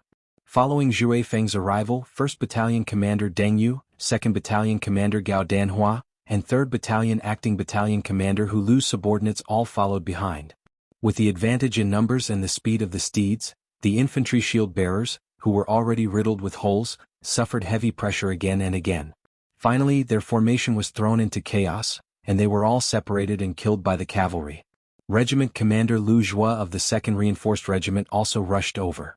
Seeing that the enemy's infantry were already in disarray and that it was only a matter of time before they were defeated, he turned his spear and aimed it at Zhu Dehai's 2,000 cavalry that were still retreating. Battalion Commander Ma in the middle, Battalion Commander Ding in the left, Battalion Commander Tay in the right. Everyone follow me and kill. Lu Zhua had been promoted from the Auxiliary Regiment Commander to the Cavalry Regiment Commander. He wanted to perform well, but at this moment, Zhu Dehai's troops had become his stepping stone. In addition, the 3 battalion commanders under him were also outstanding cavalry. For example, 1st Battalion Commander Ma Xiangshan, 2nd Battalion Commander Ding Shan, and 3rd Battalion Acting Battalion Commander Tay Mu-er were all people who had interacted with war horses for many years. He was very confident in their strength. Now that he had the opportunity, he naturally wanted to use his cavalry to attack his cavalry. He wanted to see the strength of his cavalry regiment. Cavalry against infantry, and with the advantage in numbers, even if he won, there was nothing to brag about. However, when cavalry fought against cavalry, it would be a battle of swords and spears. It would depend on one's ability. The originally proud Ma Xiangshan and the others wanted to perform well. With Lu Zhua's order, it could be said that it was exactly what they wanted. Immediately, the 2,000 cavalry of the reinforced regiment quickly changed direction and went straight for Baiming Zhu Dehai's troops who were still retreating. Zhu Dehai, who was retreating, let out a sigh of relief. They didn't have to face the sun anymore. This allowed his cavalry to display their original strength. As the main commander, he had more confidence in his heart. However, before he could fully recover from his shock, a large number of cavalrymen appeared in front of them. This cavalry unit was wearing all kinds of clothing. From afar, there were Nuzan's clothing, Mongols' clothing, Han people's clothing, and even army green clothing. It could be said that there were all kinds of clothing. However, they all had one thing in common, and that was that each of them held a shiny saber in their hands, and each of them wore a pair of ink-black goggles that protected their eyes from afar. Naturally, the northern Ming cavalry would be at a disadvantage if they were to face the sun head-on. However, with the addition of the sunglasses, the 2nd Regiment was no longer a problem. The glare of the sun had been reduced infinitely and was placed at the side. Right now, what they needed to do was to charge and charge. In the process of charging, the cavalry drew their bows and shot. As they approached, they shot the Baiming cavalry who were not fully prepared. Zhu Dehai's troops, who were retreating, had already lost their formation. Not to say that their formation was in chaos, but it was not too far off. Perhaps if they were given a certain amount of time, they could reorganize their troops. But would Lu Zhua give them time? One side was unprepared and the other side was ready. One side was retreating in panic and the other side was advancing bravely. Although the number of cavalry on both sides was the same, there were 2,000 cavalry. But the difference between being prepared and not being prepared was very big. So much so that before the cavalry of both sides officially came into contact, arrows rained down like raindrops. No less than 100 people in the vanguard of the Baiming cavalry were shot and fell from their horses. And this was just the beginning of the contest. When Ma Xiongfeng led the 1st Battalion to charge into the Baiming cavalry unit, and when Dingshan's 2nd Battalion and Taimur's 3rd Battalion stabbed into the Baiming army's formation like two sharp knives, Zhu Dehai's face finally showed a look of fear. At this moment, he realized that the cavalry under his command had become a pot of porridge. They didn't know where to charge and what to do. The steel cavalry sabers and ordinary cavalry sabers began the first round of clashes, followed by the second round, third round, and fourth round. After 4 rounds, the panicked and unprepared Baiming cavalry suffered great losses. About 1/7 of the cavalry was cut off from their horses. But what was even worse was that after 4 rounds of clashes, some of the cavalry sabers in the hands of the Baiming cavalry actually showed signs of breaking. The slightly better ones also had large gaps. If you want to attack first, you must first sharpen your weapon. Originally they were not prepared enough. Now that the enemy had taken the initiative, they were caught unprepared. Then their weapons were not as sharp and durable as the enemy's. Some of the Baiming cavalry, although still seated on their horses, had nothing in their hands that could be used. Some were broken sabers and some were even bare-handed. How were they going to fight the following battle? Retreat. Shocked by the strength of the 5-star army, shocked by the sharpness of the enemy's cavalry sabers, Zhu Dehai, who was protected by a dozen bodyguards, saw that his strength was not as good as the enemy's. He turned his horse around and madly galloped back. At this time, Zhu Dehai was very familiar with Sun Tzu's art of war. The last of the 36 stratagems was to run. If you can't win, run. This was the best example. At this time, Zhu Dehai was completely dizzy. He had already forgotten that once he turned around, he would be facing the glaring sunlight. But at this time he had completely forgotten all of this. There was only one voice in his mind, and that was to run. As long as he could escape, he might have a chance to live. The situation was not good, so he turned around and ran without hesitation. Zhu Dehai still had a very decisive heart. But his luck was really too bad. After running against the sunlight for a few li, a large army suddenly appeared in front of him. Because of the light, he only saw the enemy swarming towards him when he was less than 2 li away. The dust that covered the sky and covered the sun was flying. It was the cavalry led by the 3rd Division's 3rd Regiment, the Spring Sun Division, and the Independent Regiment Tiger's Mane. There were close to 3,000 people. According to Yang Qindong's orders, they had set off 15 minutes later. As if they were afraid that the enemy would be wiped out from the beginning of the charge, the two cavalry forces were racing against each other, afraid that they would be one step slower than the enemy. Originally, after 15 minutes, the two reinforced regiments, the 1st and 2nd Divisions of the 3rd Division, Baiming's army would have been defeated. If they were lucky, they might be able to clean up the mess.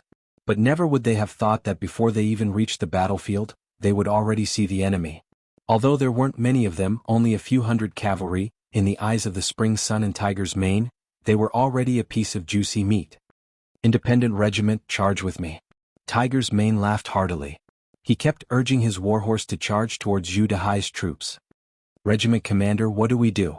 The 1st Battalion's commander Lu Qing urged his horse to Spring Sun's side.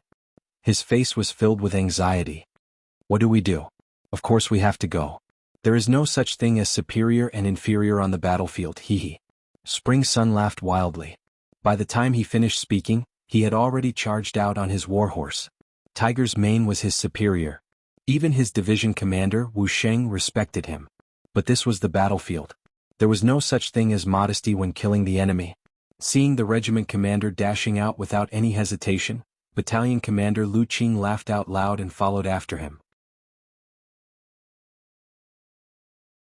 The soldiers of the 3rd Regiment also yelled and shouted as they charged forward with their sabers in hand.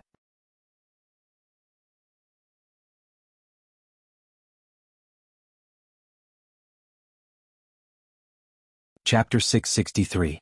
Poor Zhu Dehai. He thought that his actions were decisive. He thought that he was like a gecko with a broken tail and that he could finally escape.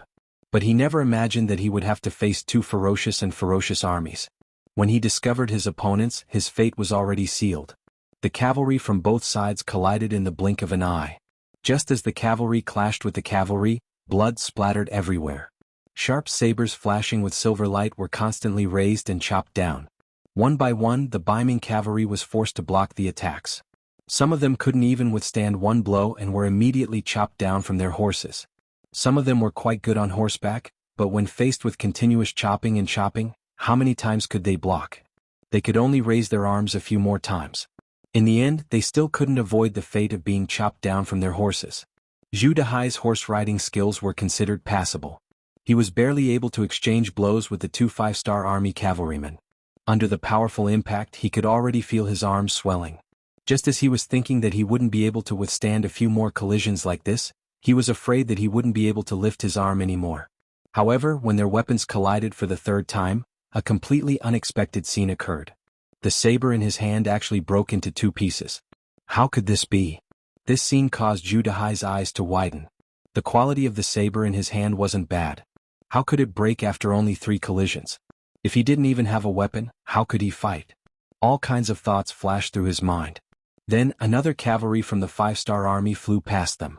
Zhu Dehai reflexively raised his right arm to block the attack. But then, an intense pain spread from his arm to his entire body. Then, he stared in disbelief as his right arm was separated from his body. Fresh blood spurted out from his body and filled his eyes. His right arm was already gone. He didn't feel the pain because the saber in the hands of the 5-star army was too fast. It was so fast that he didn't even feel the pain before everything was over. And before he could cry out in shock, another cavalry from the 5-star army rode past him. This was a scene that he would never forget for the rest of his life. For the first time he could clearly see his own back. That was the last thing he saw before his head flew high into the air. Then there was only darkness, an endless and boundless darkness. The hundreds of Baiming cavalry that escaped were quickly disintegrated under 2 charges from the 5-star army. About 2/3 of them died in battle and 1/3 was taken captive. At the same time, the Baiming cavalry under General Sun Hong was also targeted by the reinforced cavalry regiment. When Windchaser discovered that Lu Zhu's troops were chasing after Zhu Dehai's troops, he gave the task of dealing with the Baiming infantry to the 1st and 2nd regiments of the 3rd Division. He led the reinforced cavalry regiment to target the more powerful Sun Hong's troops. Using young Master Yang Qindong's words, 10,000 cavalry against 5,000 Baiming cavalry and 5,000 Baiming infantry. The battle hadn't even started yet, but the outcome had already been decided. Rather than calling it a battle, it was more accurate to call it a training exercise. Even if it was a training exercise how to ignite everyone's fighting spirit, how to create an invincible heart through this battle, this was the true meaning of this battle.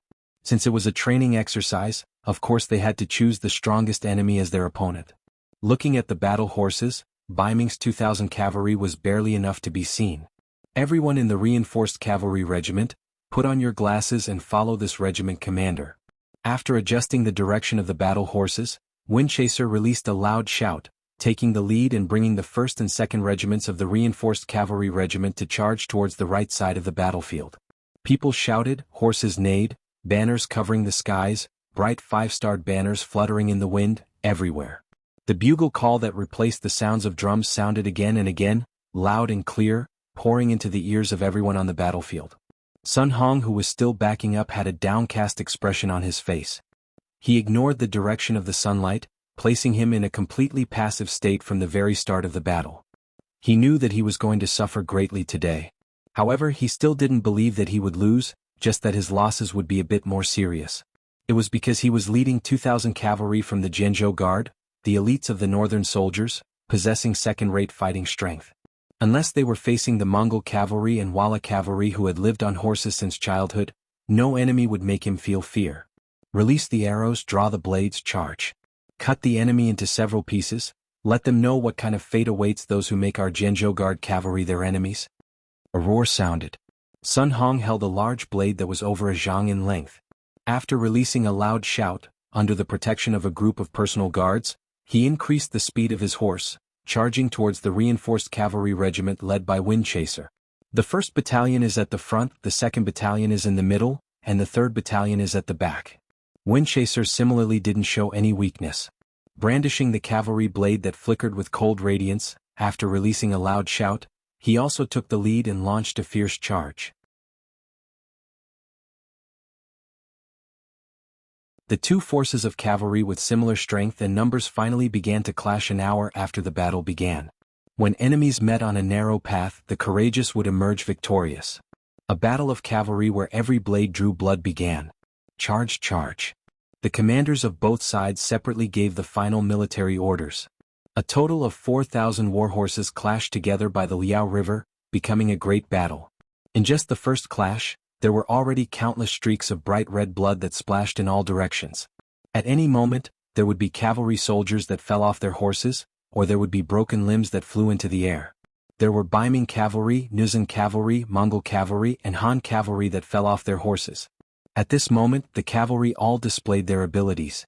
At this moment, no one would show you the slightest bit of leniency because of your background or race. At this moment, if you didn't kill others, then you would be killed by others. No one was an exception. Windchaser raised his cavalry blade, already continuously hacking down more than 10 people. At least 4 Baiming cavalry were chopped off their horses by him. At the same time, 3 enemies were injured by him. His body also suffered 2 cuts. Fortunately, he had the protection of the bulletproof vest, so these 2 cuts didn't truly injure him. Jianzhou Guard cavalry is unordinary after all. After another charge, Windchaser, who had rushed to the back of Baiming cavalry, reined in his horse. He sighed in his heart, and at the same time, his fighting spirit was infinitely aroused. You guys are very strong, right? That's good. The stronger the opponent, the more you can train yourself. He believed that after this battle, although there would be some losses in the reinforcement regiment, their combat strength would definitely increase by a lot. Wasn't this what the 6th young master and himself wanted? Not far away, Commander Wu Sheng and Political Commissar Qin Bo, who had already divided the Baiming infantry into several groups, also noticed the battle on the right side of the battlefield. They saw that the reinforcement regiment already had more than 100 people killed or injured, but they didn't have any intention of joining in. If an army wanted to grow, the process must be bloody. Only after experiencing this could they become a truly strong army. During this process, others couldn't help much. Of course, Wu Sheng and Uncle Chen were also watching this place. As long as they noticed that the reinforcement regiment was not as strong as the enemy, they would immediately intervene. In short, they would never allow their side to be defeated in front of them. However, the reality was that this kind of thought was destined not to appear. After this clash, the 2 sides had already swapped positions. Hundreds of cavalry from both sides had fallen, as well as many lonely war horses. However, this didn't mean that the battle was over. It was just the beginning. After the 2 sides swapped positions, the dazzling sunlight once again shone on the faces of the Baiming cavalry. Sun Hong's expression was frighteningly dark. Just now, he had also displayed his might and killed at least 3 5-star army cavalry. At the same time, he also noticed that the enemy had something that could protect their eyes. He didn't know what it was called, but he knew that with that thing, they didn't seem to be afraid of the dazzling sunlight. The enemy had it, but he didn't. Now that he had to face the sunlight and attack, the disadvantage would uncontrollably appear. The cavalry of the Jianzhou Guard seemed to be in danger. While Sun Hong was hesitating, the cavalry of the 5-star army cavalry on the opposite side once again charged over. It was still the 1st Battalion at the front, followed by the 2nd Battalion, and the 3rd Battalion at the back. Ma Xiangshan, the commander of the 1st Battalion, shouted loudly. Combined with the blood of the enemy that flew to his face when he killed the enemy just now, it made him look very scary at this moment.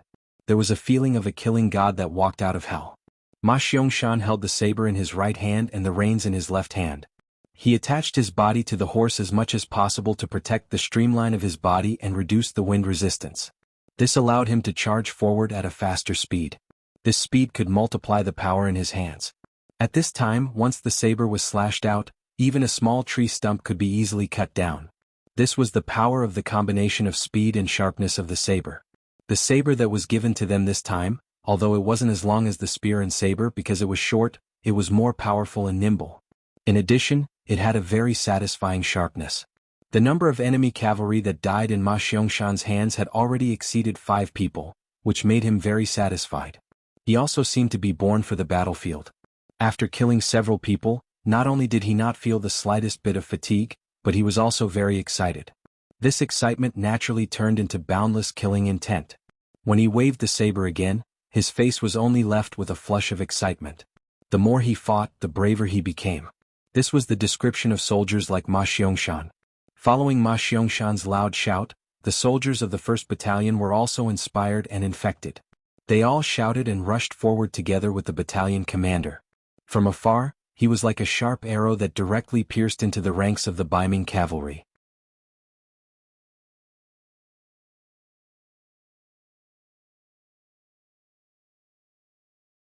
Chapter 664. What was even worse was that behind this arrow, the 2nd Battalion's Ding Shan's troops and the 3rd Battalion's Taimur's troops also formed arrows and flew straight over with an unstoppable momentum. In comparison, the Northern Ming cavalry was naturally much weaker in terms of aura. In the first clash, they relied on their self-confidence, relying on the momentum that the world would avoid whenever they appeared. However, when they truly clashed, they discovered that the 5-star army was much stronger than they had imagined. Their unstoppable momentum, their sharp sabers, and their merciless ruthlessness actually caused them to suffer a small loss in the first clash. Looking at the center of the battlefield, they accounted for 2/3 of the cavalry that were killed. They were like little flowers in a greenhouse, always thinking that they were the most beautiful in the world. However, when they entered the primeval forest, they were lucky enough to see all kinds of beautiful flowers blooming. When they saw flowers that were far more beautiful than them, they naturally had the thought of viewing the sky from the bottom of a well. The clash with the 5-star army also taught the Baiming cavalry a deep lesson. It let them know that apart from the Mongol Empire and the Wala Empire, they were not the strongest cavalry in the world. Once such a thought appeared, it could not be suppressed. If they lost in terms of temperament, their morale would naturally be much weaker. Taking advantage of this time, the 5-star army once again clashed. Looking at the vast number of enemies charging at them, most of the Baiming cavalry could not even open their eyes completely. In addition to the lack of morale, the morale of the army began to fall into chaos. Don't panic, don't be afraid. We will always be the strongest. Everyone follow me and attack. Sun Hong sensed the change in the mood of the cavalryman beside him. After he knew that something was wrong, he shouted loudly. Then, without giving the other cavalryman time to react, he led a dozen of his personal guards and was the first to gallop out. No matter what, he had led troops for many years and had experience. The more it was like this, the more Sun Hong knew that he could not hesitate. He could not give the soldiers any more time to think. Otherwise, once the morale of the army crumbled, there would be no way to continue fighting this battle. Sun Hong took the lead and charged out. With him leading the charge, many of the Baiming cavalry who were still hesitating followed him. However, they were still one step too late and allowed Sun Hong to become the vanguard. Moreover, there were only a dozen of them in the vanguard. Logically speaking, when cavalry clashed, the general of each side should be protected. After all, if the general was there, the morale of the army would be there. If the general died, the morale would be gone. However, at this time he did not care about that. He didn't dare to stop and wait for the cavalrymen behind him to converge. Who knew if the cavalrymen behind him would also stop if he stopped? Such a move was no different from courting death in a situation where the cavalrymen were charging at him. Sun Hong, who had no choice but to brace himself and charge forward, did his best to avoid the main force of the 5-star army cavalry. He wanted to take a roundabout route and charge past the enemy cavalry. As long as he did not clash head-on with the enemy cavalry, there shouldn't be any danger. Therefore, what happened next was a puzzling scene. With Sun Hong as the vanguard, the dozen or so Baiming cavalry didn't meet the imposing main force of the 5-star army cavalry. Instead, they dodged and charged to the side of the battlefield. This was a clear display of weakness to the enemy. It was even a cowardly action. It was something that the cavalry code of conduct did not allow to happen. It was because once one side did this, they would lose the morale of the army before the battle even began. If that happened, then it would be impossible for them to win this battle. As the commander of the Jian Province Guards, how could a dignified third-grade military general not know this principle? However, did he have any other choice? He was already the vanguard, so he didn't have any more cavalry to protect him. If he continued to clash head-on with the 5-star army cavalry, what difference would that be from courting death?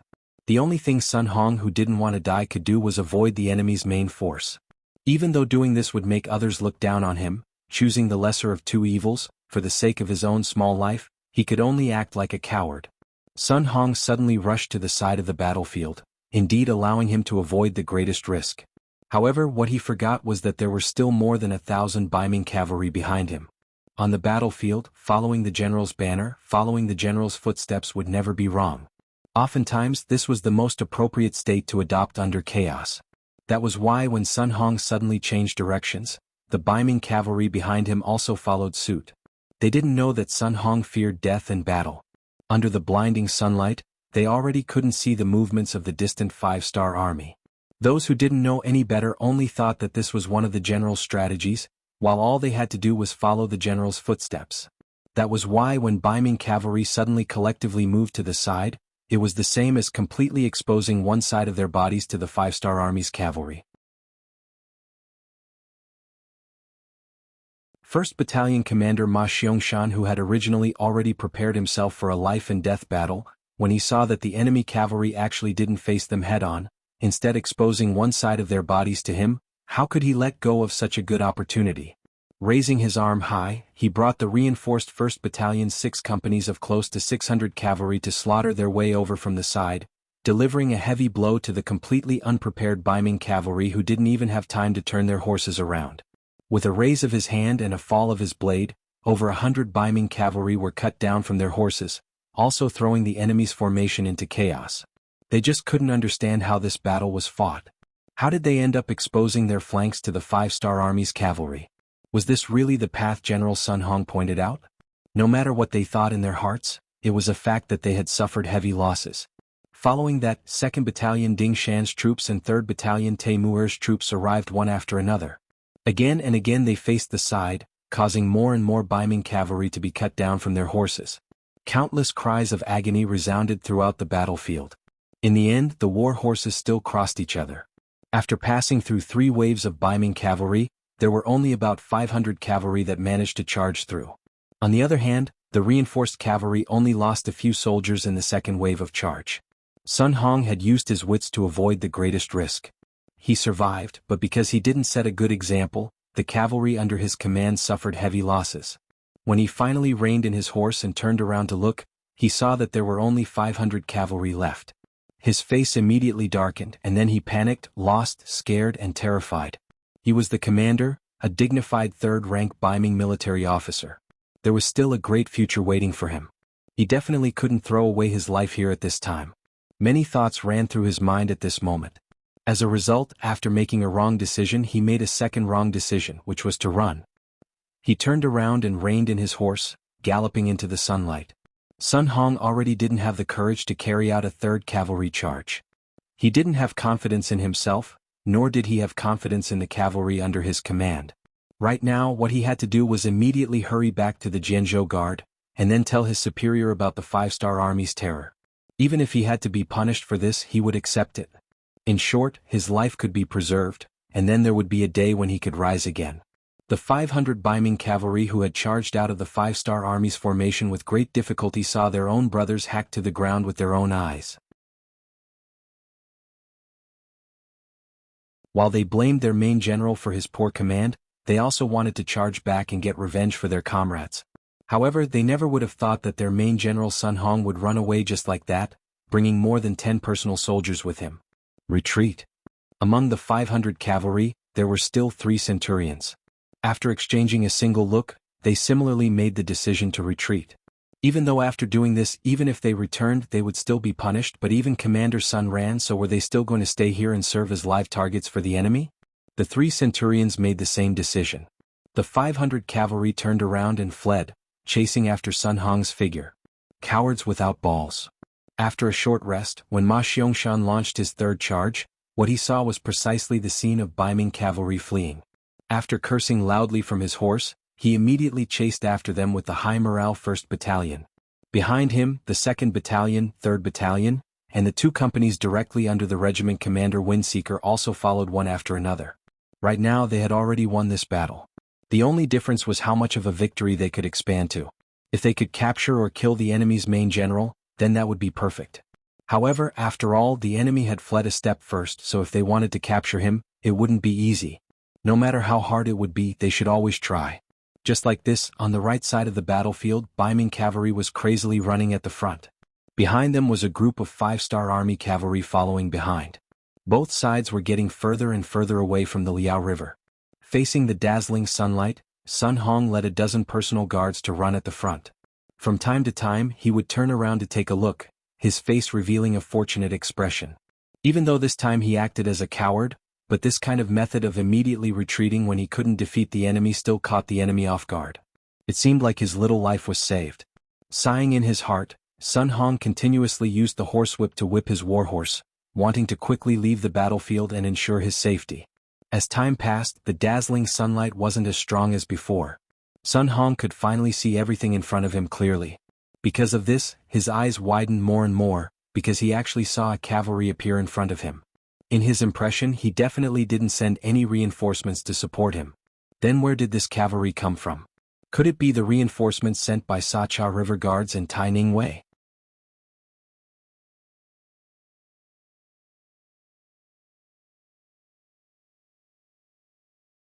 Chapter 665. Yes, that must be the case. The thought flashed through his mind and Sun Hong's face brightened up. Reinforcements had finally arrived. Although both of them were 1,000-man guards and the total number of cavalrymen was only around 600, it was still not a problem to use them well. That way it would be easier for him to escape. The fearful expression on Sun Hong's face was replaced by a hearty laugh. He led the 500 riders to meet the incoming cavalry head-on. The war horses of both sides were galloping forward, and the distance between the two sides was getting closer and closer. When they were only 2 miles away they could finally see the lineup of the other side. Their faces were still unclear, but from their clothes, they could already distinguish the identity of the other side. Fuck. Sun Hong couldn't help but curse when he saw the enemy's uniform, especially when he saw the 5-star flag fluttering in the wind. Enemy soldiers? Why are there enemy soldiers here? Could it be that the 5-star army predicted that I would be defeated and escape? Of course, it was expected that I would be defeated. I really didn't expect that I would be defeated. Everything was just a coincidence. The enemy was the 3RD Division's 3rd Regiment's Spring Sun and Tiger's Main's Independent Cavalry Division's 4 battalions. Not long after they charged out, they were lucky enough to encounter the defeated Zhu Dahai's troops. Naturally, they surrounded them and wasted some time there. Sun Hong thought that after such a long time, the battle would be over and they wouldn't need to do anything else. However, the heavens were really good to them. They encountered another Baiming army. After seeing that it was the Baiming cavalry, Tiger's Mane and Spring Sun didn't care about which division they were from. They were afraid that the enemy would steal their credit and charged forward with their swords drawn.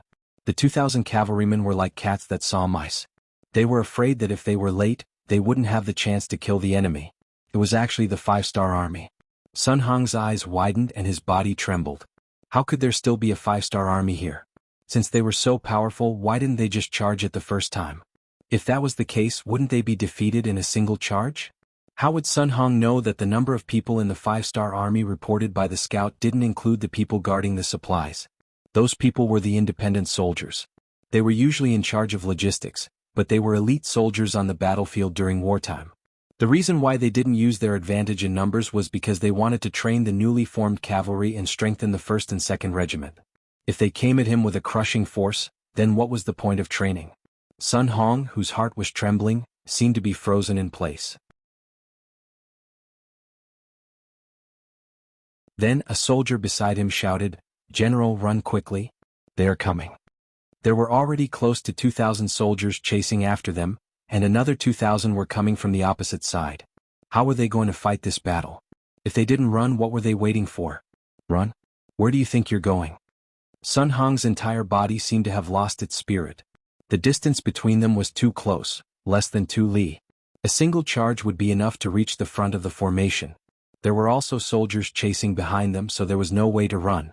Sun Hong had completely lost his confidence. After lamenting, he turned around and looked at the 500 soldiers behind him. He shook his head and said, "You guys should surrender. Perhaps you will still have a way out. Remember, don't resist. That will only be a meaningless sacrifice."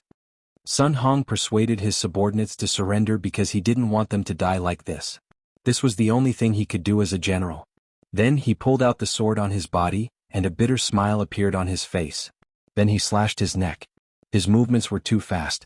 Before anyone could figure out what was going on, Sun Hong had already fallen from his horse. His eyes were wide open as if he was expressing the unwillingness in his heart. But in the end he still killed himself. The soldiers under him could surrender, but as the general he absolutely couldn't do so. He still had his family and family behind him. If he really surrendered to the 5-star army once the news spread, only his family would be implicated. So he only had one choice: death. Sun Hong died. Without their general, the 500 Baiming cavalry chose to surrender when they were surrounded by the 5-star army. Among them there were some hot-blooded men who wanted to die for a righteous cause. But before they could pull out their swords and prepare to fight, they were stopped by their fellow soldiers. You may not be afraid of death, but some people were. If your individual resistance angered the 5-star army and they were all killed, then wouldn't everyone be buried with you? In the end, the 500 Baiming cavalry all surrendered. Normally, with 500 surrendered soldiers, everyone should be happy. But no matter how one looked at it, Tiger's Mane, Windchaser, and Spring Sun, they didn't have any smiles on their faces. It was clear that they were still depressed because they couldn't kill to their heart's content. When Sun Hong committed suicide, the Baiming camp by the Liao River gradually quieted down. The general of this army, Tang Longtian, was captured, and the 30,000 guards commander, Wang Tong, was killed on the battlefield. With the death or capture of their generals, the Baiming army also lost their will to fight. When they saw a large number of 5-star army cavalry surround them, they all threw down the weapons in their hands and chose to surrender. Right now it was only 4 o'clock in the afternoon. The summer days were already very long, but at this time the sky was still very bright. To be able to end the battle so quickly, it was far beyond everyone's expectations. This was 10,000 Ming army, and it was 10,000 Ming army that was prepared.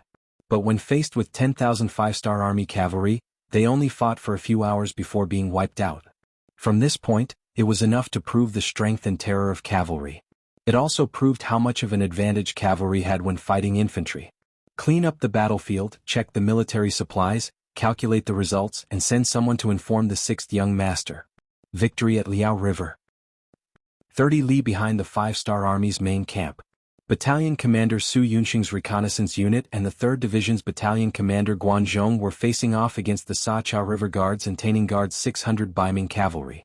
1,000 Guards Commander Yi La and Taining Guards Vice 1,000 Guards Commander Lu Dai each led 300 Baiming Cavalry on a plain. The 2,000 Guards' faces didn't change much at this moment. They knew that this moment would come sooner or later. Since they had been following behind the 5-star army, they were already prepared for battle. Sir Yi, the enemy cavalry seems to be a bit more than us. Looking seriously at the 5-star army cavalry that appeared 500 meters away, Lu Dai estimated in his heart and asked 1,000 Guards Commander Yi La, "So what if they have more people? It's just 100 or 200 more cavalry. We brought the world's most elite Nuzan cavalry, what is there to be afraid of?" Yila's face was full of pride. For Nuzan to be able to become the Baiming Guard's 1,000 guards, he was destined to put in more effort than others. He was also destined to have stronger strength than normal Han army generals. In fact, Yi La did rely on his own bravery to obtain his current position. While the other Qin who mostly relied on their ancestors to obtain their high positions, he had always been working hard at the lowest level. After many bloody battles, he finally obtained his position. Not only that, as the 1,000 Guards Commander of Nuzan, he also used his authority to change his 300 cavalry to Nuzan cavalry. It wasn't an exaggeration to say that the army he led had a glorious battle record of defeating 2,000 bandits. At this moment they were only facing 800 5-star army cavalry, so what was there to be afraid of? More importantly, he was now wrapped in battle armor. From afar his entire body was pitch black and there were no flaws. This was also where his confidence came from when he rushed into the battlefield. Perhaps because Yi La was too confident, or perhaps because he was infected by his confidence, Lu Dai, who was originally a bit worried, calmed down a lot. "Haha, I have long heard that Sir Yi is very brave. To be able to join hands with Sir today is truly a pleasure. Since that's the case, allow me to join hands with Sir. Sir, please hold the formation. I will go test the enemy's strength." Lu Dai wanted to take the initiative to attack. In fact, half of the 300 cavalry he brought were Nuzan cavalry. This was where his confidence came from. Good, this 1,000 guard will watch General Lu display his might. However, please remember, if there is something difficult to deal with, immediately retreat. This general will come to your rescue. Yi La was very satisfied that Lu Dai wanted to take the initiative to test the enemy's strength. This was the Nuzan style. No matter how strong the enemy was, they would not be afraid and would dare to draw their swords. With Yi La holding the formation, Lu Dai was much more confident. He pulled out his saber and shouted to the 300 cavalry behind him, "Brave warriors, our chance to show off has come. Follow this general and charge." Go. The 300 cavalry formed by Nuzan and Han people roared in unison. Then they waved their whips and dashed toward the 5-star army.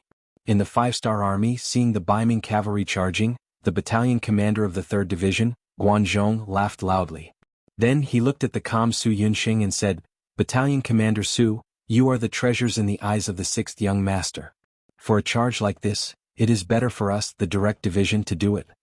Su Yunxing really wanted to be the vanguard, but when he considered Guanzhong's words, that the scouts were made up of the most elite soldiers, It was indeed a waste of talent to use them in front of a cavalry formation that could easily be damaged. Su Yunxing nodded and said, "All right, please be careful, Battalion Commander Guan." "Ah. Don't worry, Battalion Commander Su. The person who can kill me hasn't been born yet." With a heroic laugh, Guanzhong pulled out his shining saber and waved it forward. "Direct Division, follow me and kill." You're tuning in to the Han Li's Wuxia Chronicles YouTube channel. We're so grateful for your support, and don't forget to subscribe to join us on this incredible journey through captivating stories. Your generosity through donations truly makes a world of difference, as it's the primary source of revenue that allows me to expand and enhance this channel for you. Thank you from the bottom of my heart for being a part of this adventure.